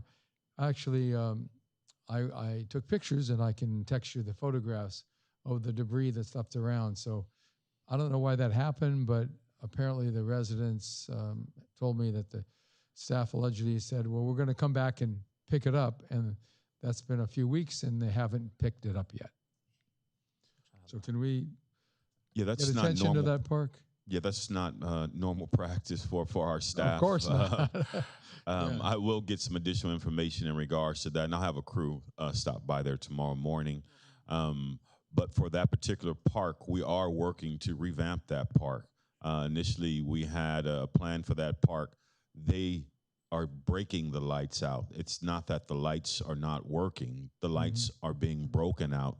So we see glass on the ground, the bulbs are broken and things like that. But I think they do that to deter for other people to see things that are happening in that particular area. And so my staff and I are working right now with a developer to come up with a different design for that particular park. And just like we've done in the past, we're trying to make sure that this is a shelf-ready project that we will be able to do. As soon as we find the funds for it, we can make those changes as quickly as possible. But we have been working on it. We are aware of that particular facility. Oh, very good, because obviously you can put protective shields over the lights so rocks and BB guns and stuff are not able to put the lights out if you protect it correctly. Correct. And so the word on the street there in that neighborhood is when the park was first built, it was beautiful, and now it looks terrible. So that's not the transition that we want. We want to maintain the beauty and the functionality and the utilitarian use of that park for the residents. So thank you through the city manager and Mike for your attendance. And if you send staff out there tomorrow, I think that'll impress the residents of Carson. Thank you very much. Thank you, Madam Mayor. Thank you. Just to piggyback off what the councilman and the bishop was saying on this project Home Key, staff, we did send letters over trying to get out of this project. We did what we could. And then also the 75% of those rooms will be for students at Cal State University Dominguez Hills. We're trying to get 100%, but there has been work by the city attorney and our staff trying to say that we don't want the project at all. And I know the bishop here has been fighting this battle. So whatever we can do, but we did do due diligence, and right now we're at 75%. We're working on the other 25% for unhoused students. We sent a letter to the supervisor, and if I have 1,500 unhoused students, why would I bring in even 25 that are not students? This project, housing the students at Cal State Dominguez Hills, would be a flagship program. Right. And so that's what we're looking very at. good, yeah. So if we can get the 25, we still haven't given up on the 25. We still don't want the project, by the way, but if our hands are tied, let's take our students that's sleeping in the cars. I think that's where we left off. Is that correct? That's an excellent point. I think we really should go for 100% because think about this. I mean, we're not doctors or psychologists, but we do know from experience in Carson that over 50% of homeless people have some type of extreme anxiety to extreme mental health issues, and putting them in together with the students would not be the right Not mixture. a good mix. Right. Thank you very much. So we're working on that. I know Dr. Hilton has been, our city attorney has been. I've shown, because it was our idea, let's house our students. So we're working on it. Yes. But with the change in leadership, Madam Mayor, we're not for sure if they reneging on what they said, so we want to hold their feet to the fire. Absolutely. That's why Yeah. this meeting is going to That's why this meeting is so important for the residents and the community, because with the change in leadership, while we had built a relationship with the former CEO, who was very empathetic to our community and understood the nuances of Carson and what we wanted, and obliged to all of that, I'm not sure about this new. So this is why we're sounding the alarm. We want to make sure that everybody knows about this project so that we can show the power of Carson. say if we're watching you. And our supervisor was in favor of that, the 75%. So that's our ally for the 75 students. Okay, very good.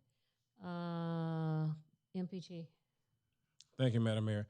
Just had a question to staff. What is the status on the Friendship Park expansion and where are we at in that process? Friendship Park expansion, we currently have the 1.4 million to procure the actual land. So our economic development, I know that James Wynn is currently working on that particular process right now. Once that is concluded, then we'll be able to take our next step and getting the ground remediated in regards to that particular site. So it's just a bit of a process right now. We're going through the legwork right now. But the plan is to, once we get it up and going, we plan to make that one of our premier parks as well. It's going to be small but mighty. Hopefully we can get our second dog park there, right there for the city of Carson. Perfect. And then I just want to make a note that I attended the senior spring dance that was this past week, and it was attended by many, many, many residents from the community. There were some concerns, but I know the concerns came from those who were not residents, but our residents were actually in attendance and in full force, and kudos to the staff in making sure that happened. That it? Oh, okay. For me, Forcia Park, are we putting, is it Forcia Park?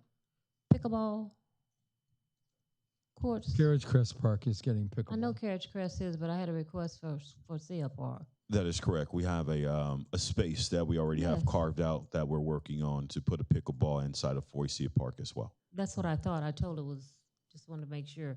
So resident, if you're listening, it is happening. I wasn't off. And I also attended the spring fling. It was a lot of fun. A lot of seniors were out. Good day. And I had a busy weekend, but that's good. That's it for me. Staff? Yeah.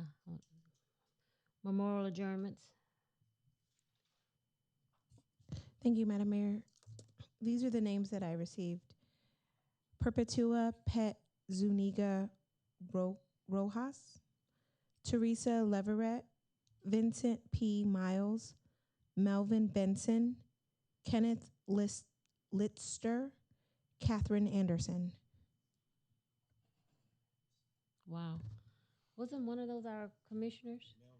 Yes, Melvin Melvin Benson Benson. was a Public Works Commissioner. Okay, make sure we do the certificate and the floor presentation. His homegoing is on May 7th. It's gonna be, you did? Okay. Can I add Commissioner. someone, Madam Mayor? Yes, please.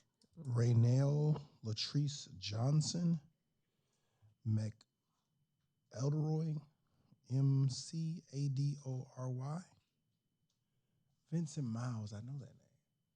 What's his name?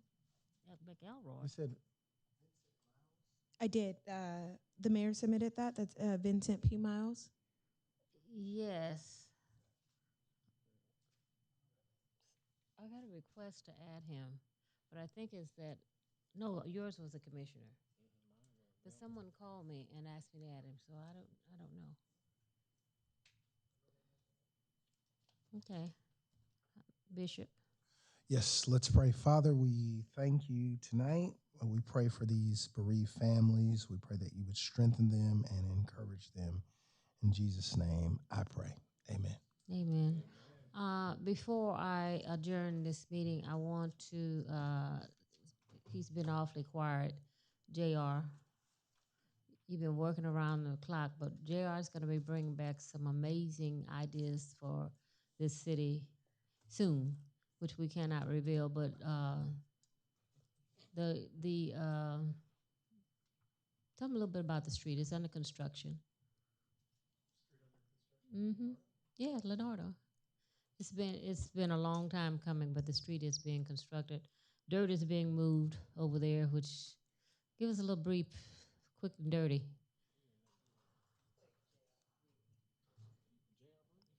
Breathe, JR. JR Quick. He went out to Coachella. Yeah. I still have a little brain fog.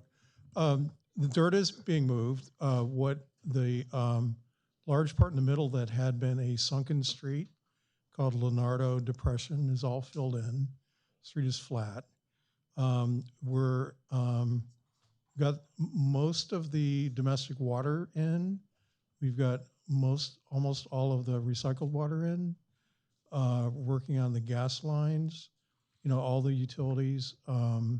Still working on the electrical system, but the backbone conduit is scheduled to start going in, I think, at the end of April. And working on some design changes, location of streetlights, and a median break at the south end of Leonardo. But it's coming along. We're very close to getting approval from Caltrans to go over the bridge and run the water line and connect the water line down the water line on Avalon. Things are coming along. We've had a lot of rain this year. We've had 55 weather days since last fall, which is, we had 16 weather days in the contract. So it's been a little bit challenging, but it's a lot of fun and it's happening. Well, I just want to thank you, and also to my Mayor Pro Tem, because through the South Bay COG, we were able to receive $8 million to assist with the development of Leonardo Drive. And MPT, you didn't tell me about that other 4 that you just received. Did you forget? It's in the works. The last vote is coming up soon. Oh. I'm not going to do anything premature. Okay. He'll tell us next council meeting. But anyway, thank you to everyone and to our staff, city clerk, city treasurer. Thank you. And this meeting is adjourned.